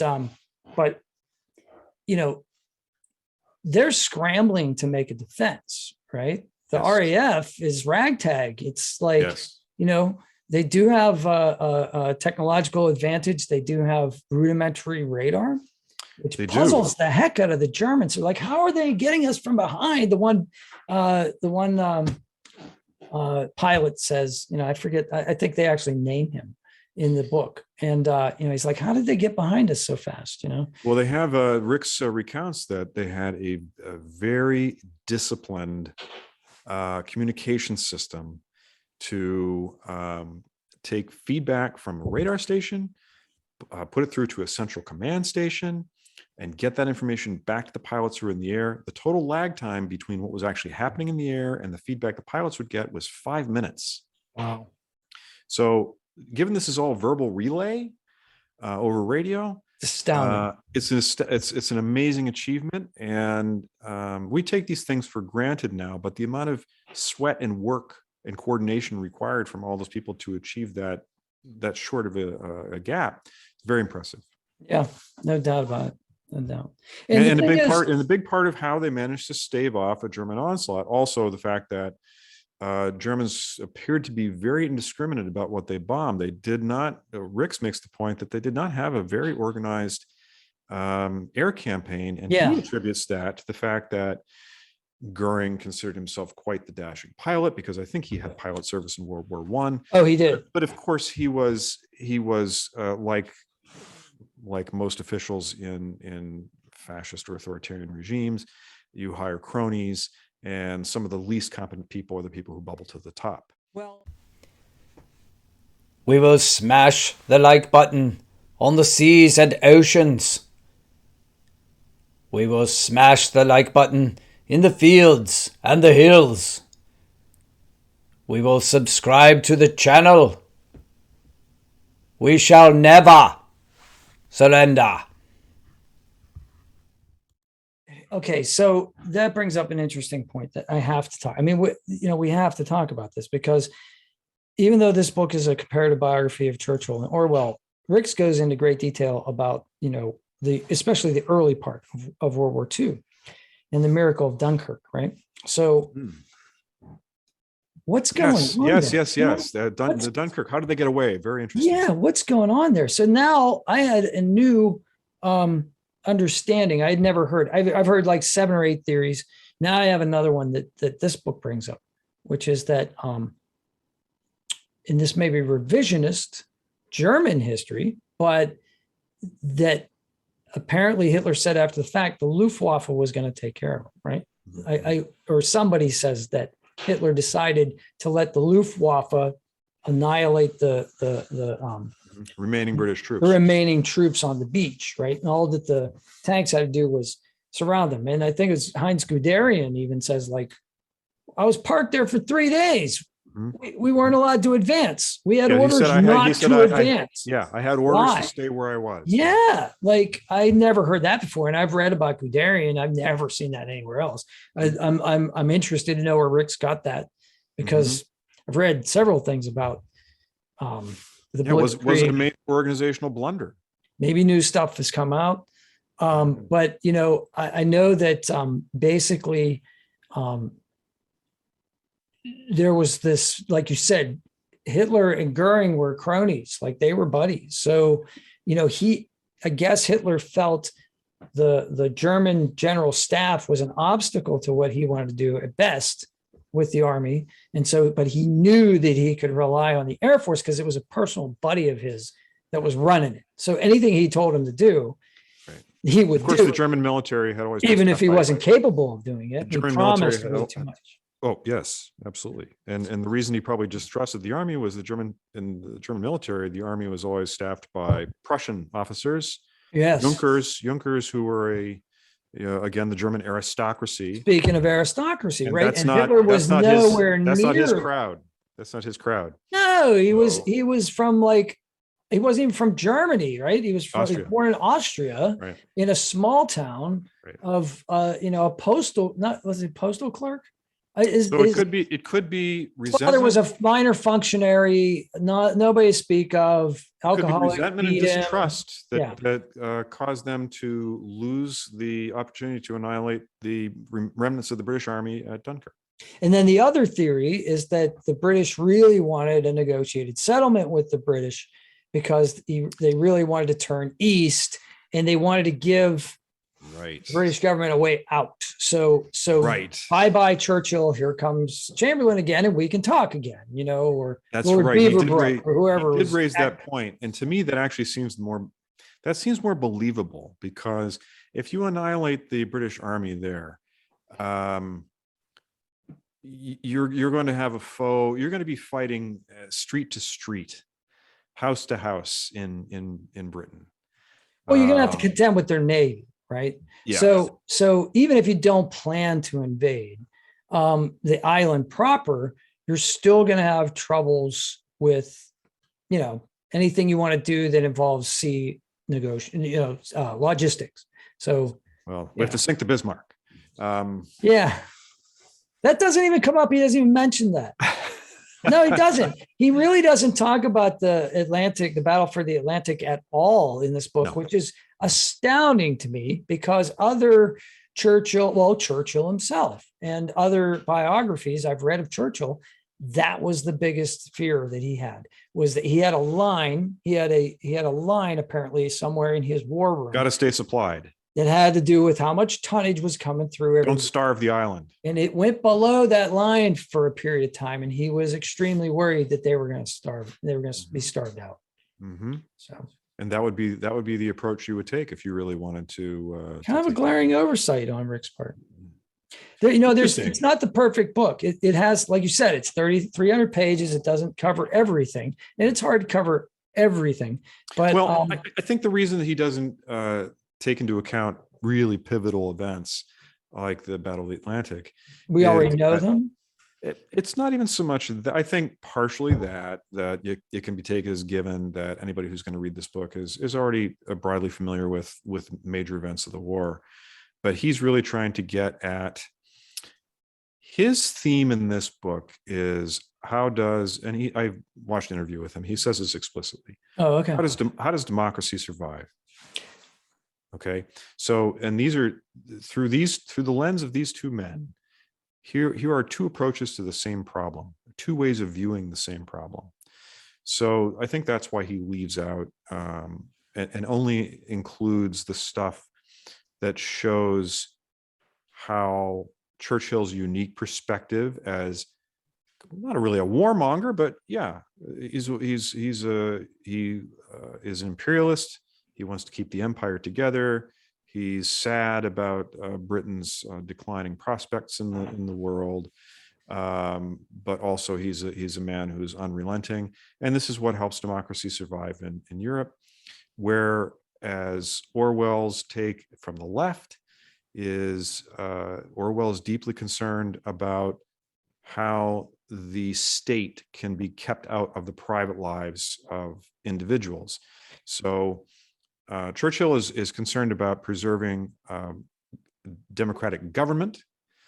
Orwell is concerned about preserving the rights of the individual against an ever encroaching government. Yes, but at no point in this book, see Orwell. It's made clear that Orwell is actually a champion. He kind of roots for Churchill, right? Which is unlikely because Churchill's upper class and he's a conservative, and these are, he's about like retaining the status quo for the empire, all the things you just said. Why would Orwell be a champion of his? And that's a great point. Ordinarily, they would not be bedfellows that you would expect, but it sounds from the description of this book that Orwell feels, as many of Churchill's own political compatriots do, that he's the man for the moment. That Orwell sees that communism and fascism are two sides of the same coin, and that there is no alternative other than to defeat them. And in that sense, he is willing to make common cause with a man like Churchill. And I think also, at least I can only infer it from its absence, but I don't believe that Orwell feels that Western liberal democracy is a threat to the individual. The state would not be a threat to the individual. He doesn't. I think he's more concerned about the corruption that's inherent in Stalinist communism, right? And he sees that, and having come from the left and being wrong. And one of the great things about Orwell is that he realizes when he's wrong, and he says it. He says, I've been wrong for 2 years about this, and now I'm going to tell you why. And you know what I mean? And he can change his political position that is very in light unusual. of new events. That is very, he has a Bayesian approach to his political views. And that when it comes to, politics and religion are the same in that way, that they're deeply held personal beliefs, and that to admit that you're wrong about either of one of those topics makes you question who you are, or who you've been as a person. So it's rare to find the person who's so deeply animated by politics to be able to say, you know what, in light of the new information, I have formed a new thesis. It's like Ava Gardner effect, right? Yeah. Yes. So, and he really, Ricks does make it clear that Orwell is a booster of Churchill. He is a supporter. Yeah. But he never thinks like, oh, there's going to be a knock at my door and the British police are going to cart me off in the prison. No. He's like, I have a gun because I'm afraid that there may be Soviet agents who knock at my door and maybe want to get rid of me for my operations all the way back in Catalonia. So like, that's a completely different thing. And so, well, that's all. Go ahead. That's all I had, really. So I think that the only other thing that I would add about this is that they have two very different trajectories at the end of the war. Churchill, his greatest moments are at the beginning of the war. His diplomatic finesse at bringing the Americans in, and of course, when Pearl Harbor happens, he knows that he feels confident the war is won. So when you were talking about him courting the United States, even when he gives this speech about never surrender, which I believe is in the spring of 1940, before Pearl Harbor, because it's before Pearl Harbor, it's before the fall of France, because he says, we shall fight in France, right? And he says at the end of that, the never surrender is not the end, but that's the clip. That's where that's the bite. That's the soundbite. That's where everybody edits it, right? The speech goes on, and he says, we shall never surrender. And even if, which I do not for a moment believe, this island or a large part, should I do this, Churchill? This island or a large part of it was subjugated and starving, then our empire beyond the seas, armed and guarded by the British fleets, would carry on the struggle until, in God's good time, the new world, with all of its power and might, steps forth to the rescue and the liberation of the old. So even in that speech, he's making an appeal. To the constantly. Yeah. Always there. It's always there. He knows that he needs that arsenal of democracy. He needs that, you know? Well, there was a kind of a side story that Ricks includes, which was another piece of American history I wasn't familiar with. Who was the American ambassador to? Oh, Joe Kennedy. Joe Kennedy. Oh, we have to talk about this. Joe Kennedy. Joe Kennedy's actually a malefactor, and I had no idea. He's much like the British aristocracy in that he thinks, hey, this Hitler fella, he ain't so bad, and democracy probably overrated. And that the best thing, and Britain is really a waning power. Best thing for Britain is to just throw in the towel, sign a peace treaty, and America should also sign a peace treaty. I wonder if, I don't know how much Joe Kennedy admired Hitler as much as he was fatalistic about what was going to happen. Like, he's like, well, Germany's going to win anyway, so you're better off negotiating. He's a pragmatist, you think? I mean, that's the way it comes off to me, but he also comes off as just being a jerk. Like, he just sounds like a terrible diplomat. Like, I mean, if you excuse my French, he puts the ass in ambassador, like. So why was he ever, and I'm going to ask you what you think, because I know the answer that Ricks gives. Why do you think that he was ever appointed ambassador? I don't know. Okay, it's because in Rick's take, FDR saw him as a political rival and didn't want to run against him. So he'd rather have it peeing in the tent, or being in the tent peeing out, than being outside peeing in. Gotcha. So as soon as FDR was elected to his historic third term, 2 weeks later, Kennedy yanked as ambassador. Yeah, and that's a great story. So he comes back to America, right? And he's going to have dinner with the Roosevelts, right? At New Hyde Park, at the Roosevelt Mansion, which I've been to. It's very nice. Really? And he's going to spend the weekend there. Well, possibly, right? So they're going to have lunch, and he's thinking about inviting him to stay the weekend. Mm-hmm. And then he talks to him for a couple minutes. He comes out of the meeting. Well, Kennedy tells him all these things. He's like, we should cut a deal with Germany. Yeah. Comes out. He tells his wife, he tells Eleanor, he says, I never want to talk to that blah, blah, blah ever SOB again. Yep. Get him out. And she, get him out. And Eleanor says, but we promised him a tour and lunch. Yeah. And Churchill said, I'm sorry, not Churchill. Roosevelt says, put him in a car, drive around for 10 minutes, give him a sandwich, and get him the blank out of here. Yeah. Yep. And that was the end. I want to see that portrayed somewhere. Maybe it's been done before, but like. So in a talk that Ricks was giving about this book that I watched earlier in the week, there was one additional line where he said that Kennedy would go on to be a thorn in the side of American foreign policy for years to come after that. So I don't know what that's all about, but I don't either, because sure another interesting book there somewhere. We don't hear about him in the 50s. I don't hear about. You don't hear about him until his son's rising fortunes. Or Eisenhower. I don't hear about him. Yeah, I don't know what that's all about.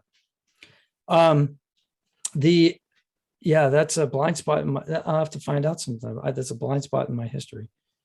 I was going to say that the two men have disparate fortunes, because Churchill's great moment is the time leading up to the war and the beginning of the war.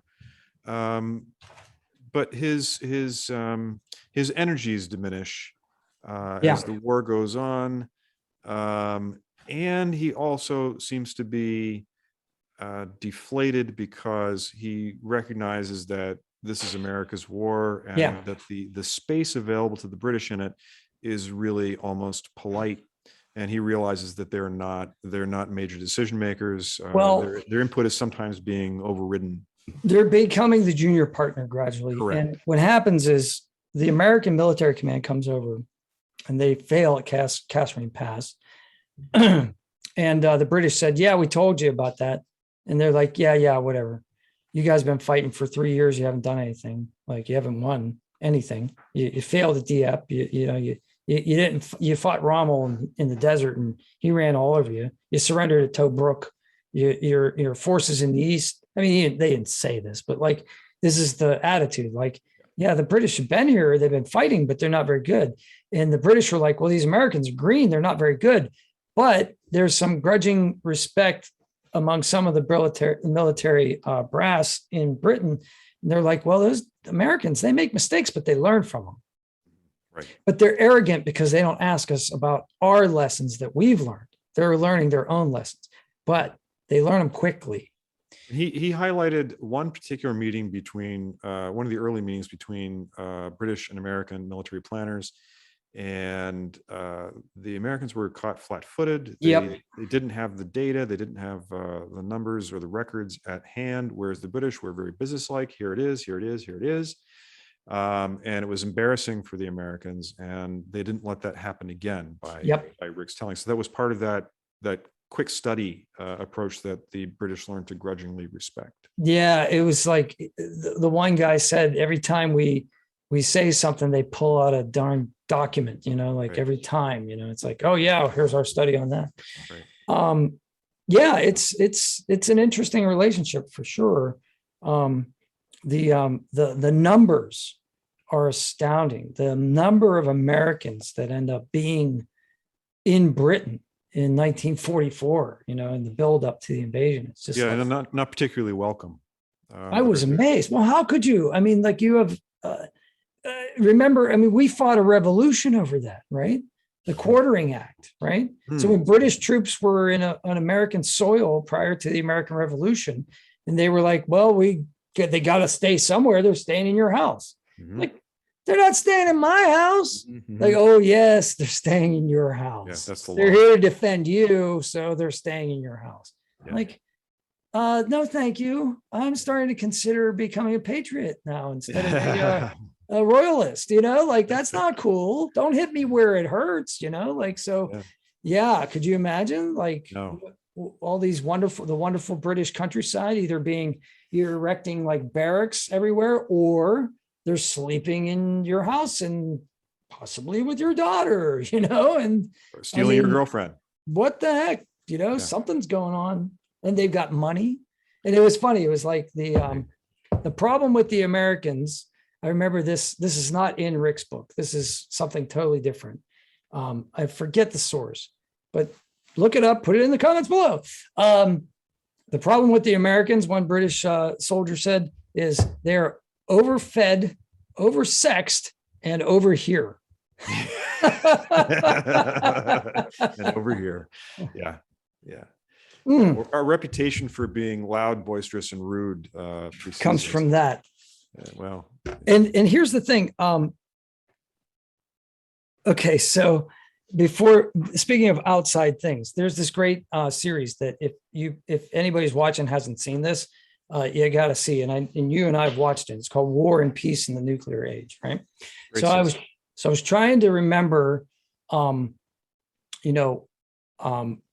this quote, and it's not in Churchill and Orwell. And we were talking about how so many things have been misattributed to Churchill, right? Churchill's like Einstein or Shakespeare or Mark Twain. Lincoln. Lincoln, you just say something and you're like, just attribute it to one of those five guys. And like, you got a chance that you're right because they said so many things, right? No. So I wanted to check my source on this to make sure I was right.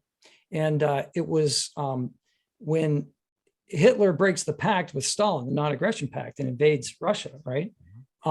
Churchill goes on the air and makes a speech welcoming the Russians to the fight, right?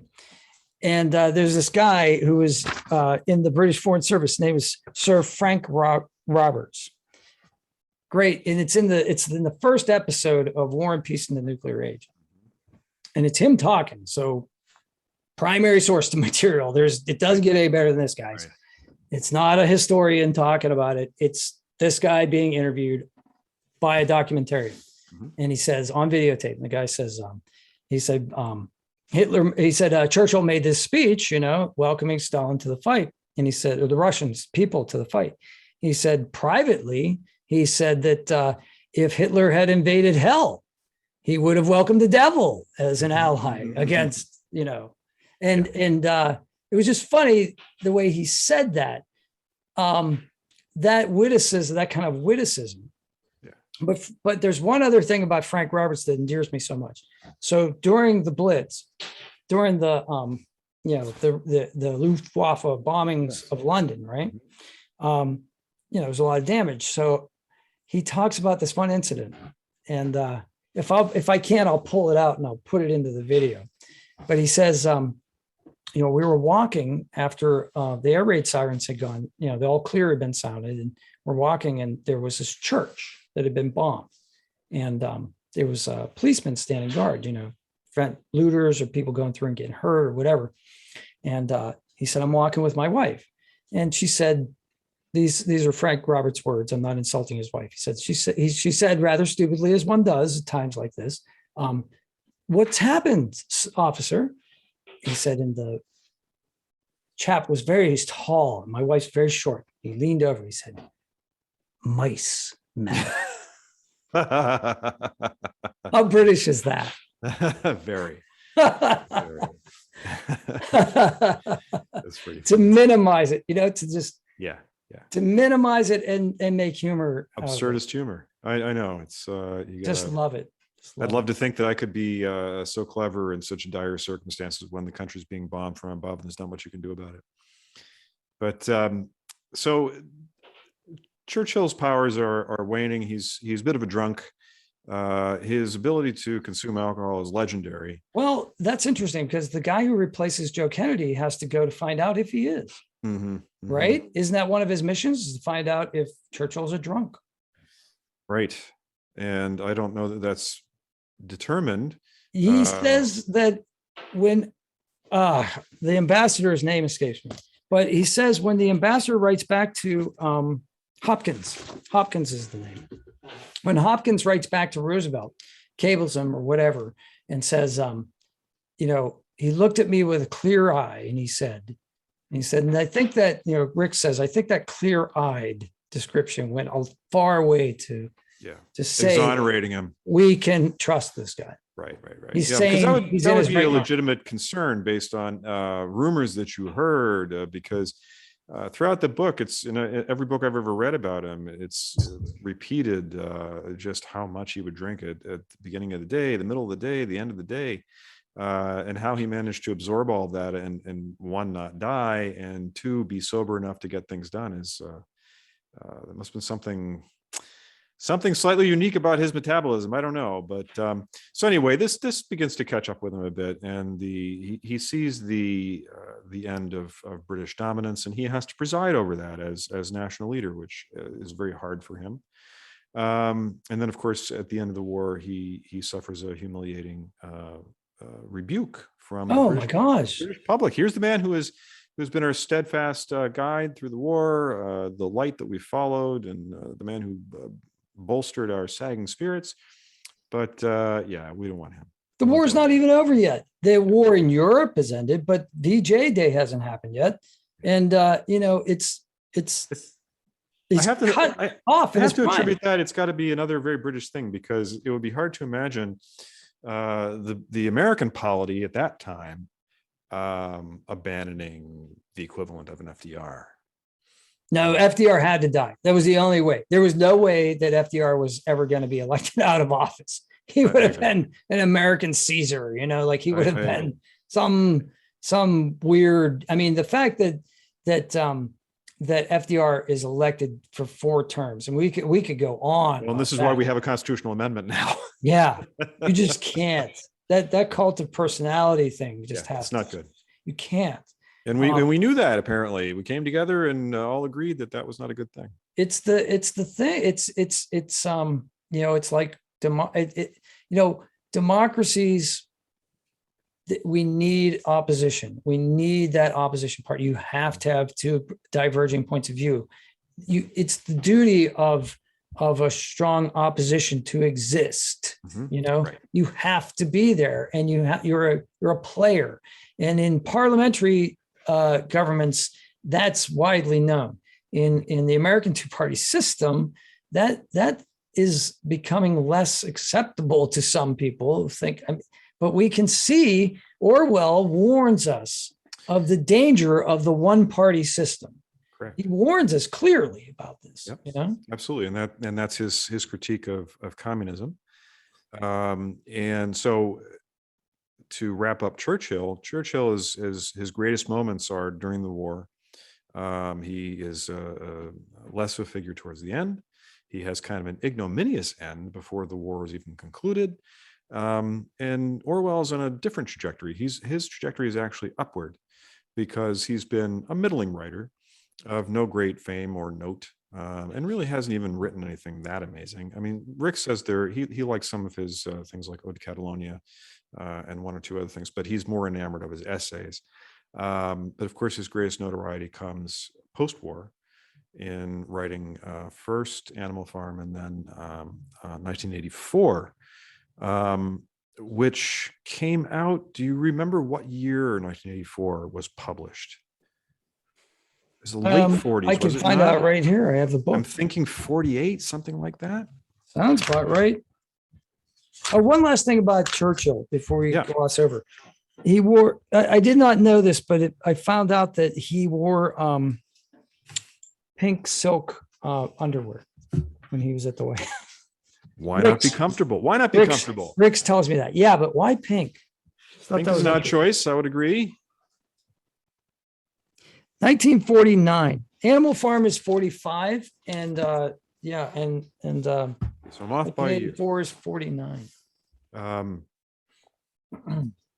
So yeah, and this is again where the two comparisons are not really obvious as to why you have these two folks together.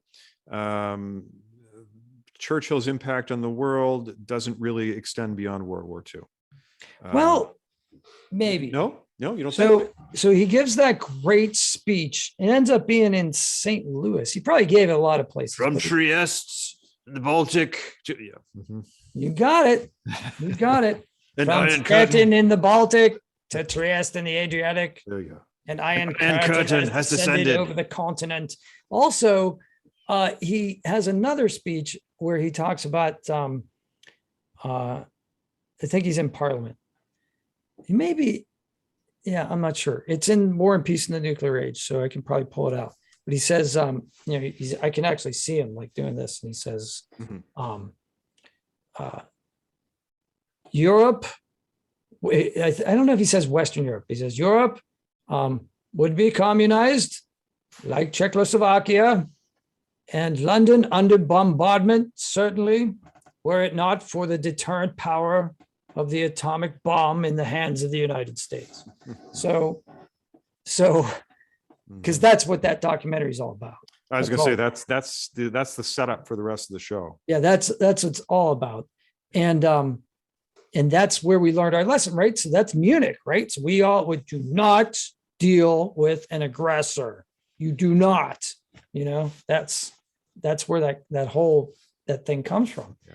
It's a lesson that we learned, and we applied to our so at the end, Churchill becomes a mouthpiece to that non-appeasement of an aggressor, and Orwell warns of the totalitarian state. So at the end, they do merge. Now, I don't know if Rick makes that point. No, he doesn't, because I jumped to that because I know a little bit more about the 50s. It would have been good if he had made that tie to bring them back together again. I think that's a really good connection. Rick isn't a bad writer.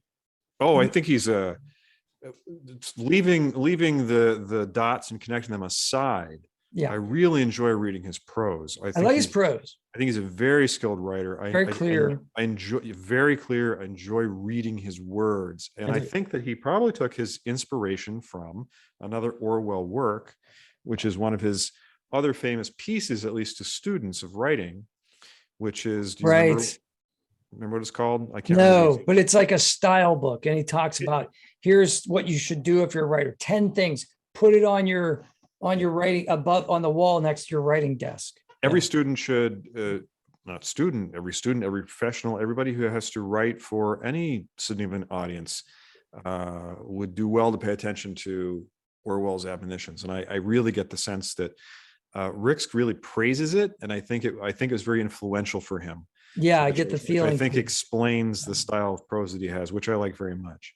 Yeah. Um, Like Hemingway for me was the guy who taught me the short sentence, mhm. because I loved to read Fitzgerald and I loved those flowery, long, paragraph long sentences, Mhm. and showing off that I knew how to use words from the English language. I think a lot of writers start that way, Of but then course. you realize the skill that's involved with brevity. And so, Hemingway was like the razor, the sword, slash through the Gordian knot or whatever. But it was like, tie this together and this, and look how beautiful, blah, blah, blah. And now smash that down. You don't need all that stuff. Yeah. So every writer needs that kind of editor. And so it looks like Orwell was that kind of, Or in other editorial writer. words, you might say, you must unlearn what you have learned. It's so true. But I would argue that Orwell's had a more lasting impact, and Ricks really makes the case that when Orwell died, he was largely an unknown writer. He was certainly not. None of his works are considered part of the Western canon. But as time has gone on, his notoriety has done nothing but increase and increase and increase. And perhaps this is a warning to us that the fact that he is so cited and referenced in the last 20 years and with increasing frequency now is an indication that people are looking to him for some kind of wisdom and guidance because they feel what's coming. And an indication of that is when the previous president was elected, everybody reached for 1984 because a lot of literate folks felt what was coming and reacted in horror and were looking for some kind of consolation or guide to navigate through it. And I will tell you that while I've seen 1984 produced as a stage production, I've never read it. I went to buy a copy. You couldn't. Okay, from Amazon. Sorry to admit that I would use Amazon. They were out. Well, you don't like launching billionaires into space? I don't know. No, I'm not so keen on that. Oh. Did you hear about the 18-year-old that he took with him who said, I've actually never bought anything off of Amazon? Really? Like, did you tell him that before or after the launch? He said that. Wow. I don't know. It was I knew he took a kid. It was out there in the ether. I can't verify the source on that, but let's assume that it's true. I like it. It would be a funny, ironic thing for an 18-year-old to say. It would be. But for the fact for a major worldwide distributor like Amazon to be fresh out of all copies of 1984 at that particular moment, that tells you about Orwell's lasting impact and that he's a touchstone for these fears of the incursion of the state. Did you ever see the movie? No, with John Hurt and Richard. I've seen bits and pieces, but I have never watched it straight through. Well, have some happy pills or something, like your favorite dessert ready afterwards. It is so depressing. That's why I never watched it. And the stage production was as well. There's torture. It's bad. It's psychological torture. And the book is worse. So here's the problem with picking up 1980. This is my humble opinion. In picking up 1984 as a guidebook of what to do, it doesn't work. No, okay? It's a warning.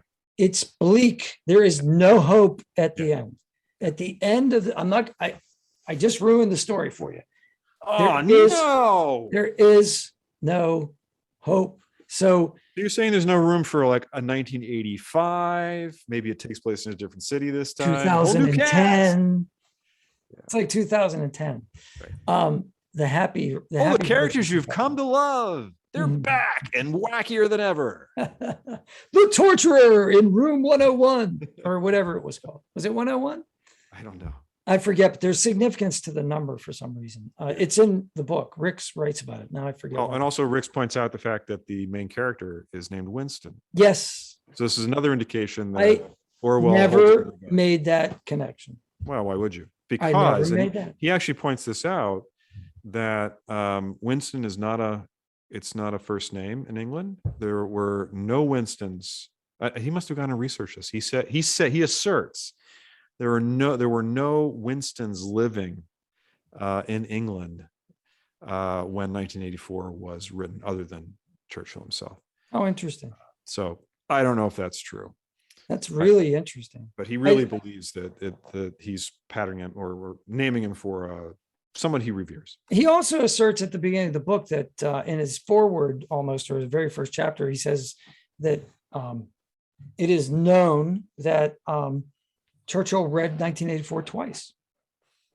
I believe that. So I believe. I don't know how he knows that. He doesn't say. Well, he may have either written that in his voluminous writings, or he may have said it to somebody who wrote it down because I'm with Churchill. I'm going to write down everything he says. Maybe I can get a book out of it. It's a good point. So here's the thing with Animal Farm, and this is a point that Ricks makes, which is a great point I never really thought about. Animal Farm is a fairy tale, right? It's even subtitled a fairy tale, right? Right.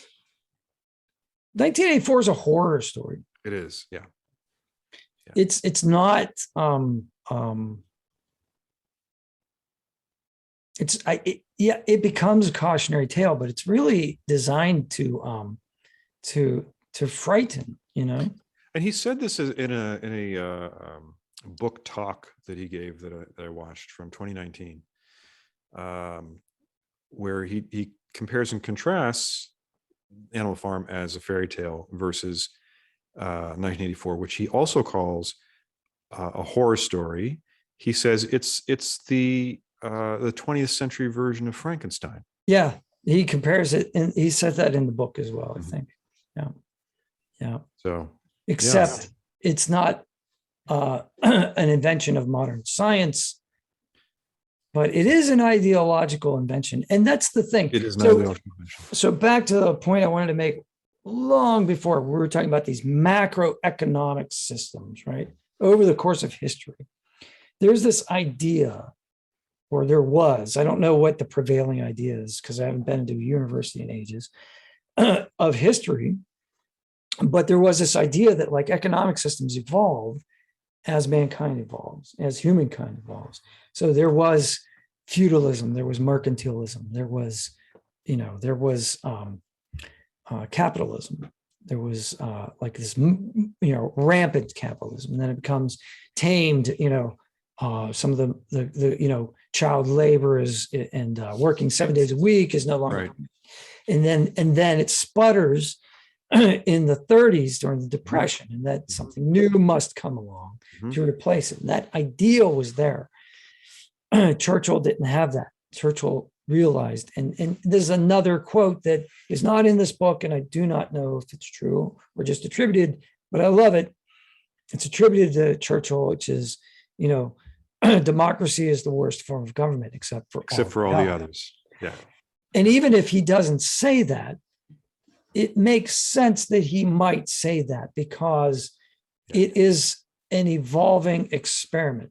It's been an experiment since ancient Greece. It was an experiment then, and it's still an experiment, and it's evolving into what we don't know. We can look at Scandinavian countries and say it may evolve into some kind of socialism.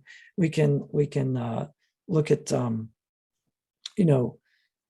I don't know. I'm not a great at political economic theory, but I would be skeptical of whatever you would say anyway, because predicting the future is notoriously fraught. It's pretty much impossible, and any prediction you're going to make is based on historical precedent, and usually it doesn't apply because there are new factors. There are always new factors, and that's exactly why 1984 doesn't work as a way to predict the future. It just doesn't. And Ricks makes this case that Orwell's concern is the intrusion. How does one maintain freedom, particularly freedom of thought, with an intrusive surveillance state? What he did not foresee was surveillance capitalism. Yeah.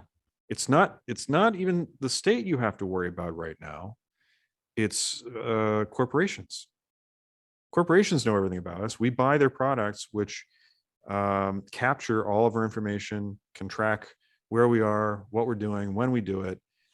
We've volunteered all this information, and it's a reverse of Big Brother.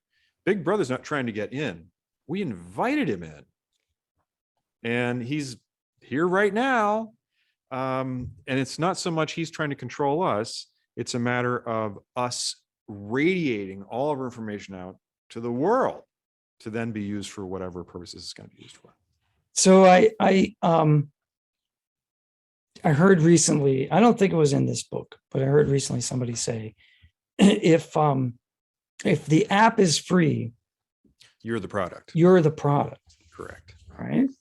Yep. And that is so true. And the idea that if you talk to us in 1984 as idealistic, at that age, say slightly like anarchistic, not in a political way, but like in a attitude, like, just like leave your hands off of me. I'm young. I want to do things. Don't touch my stuff. Yeah. If you said I was going to carry a brick around with me, anyone would be able to track my movements, or that I would wear something on my wrist, which I don't, but that would track my heartbeats and my location, whether or not I was stressed, whether or not my heartbeat was irregular, I'd say, you got to be out of your mind. I would never wear a device like that, ever.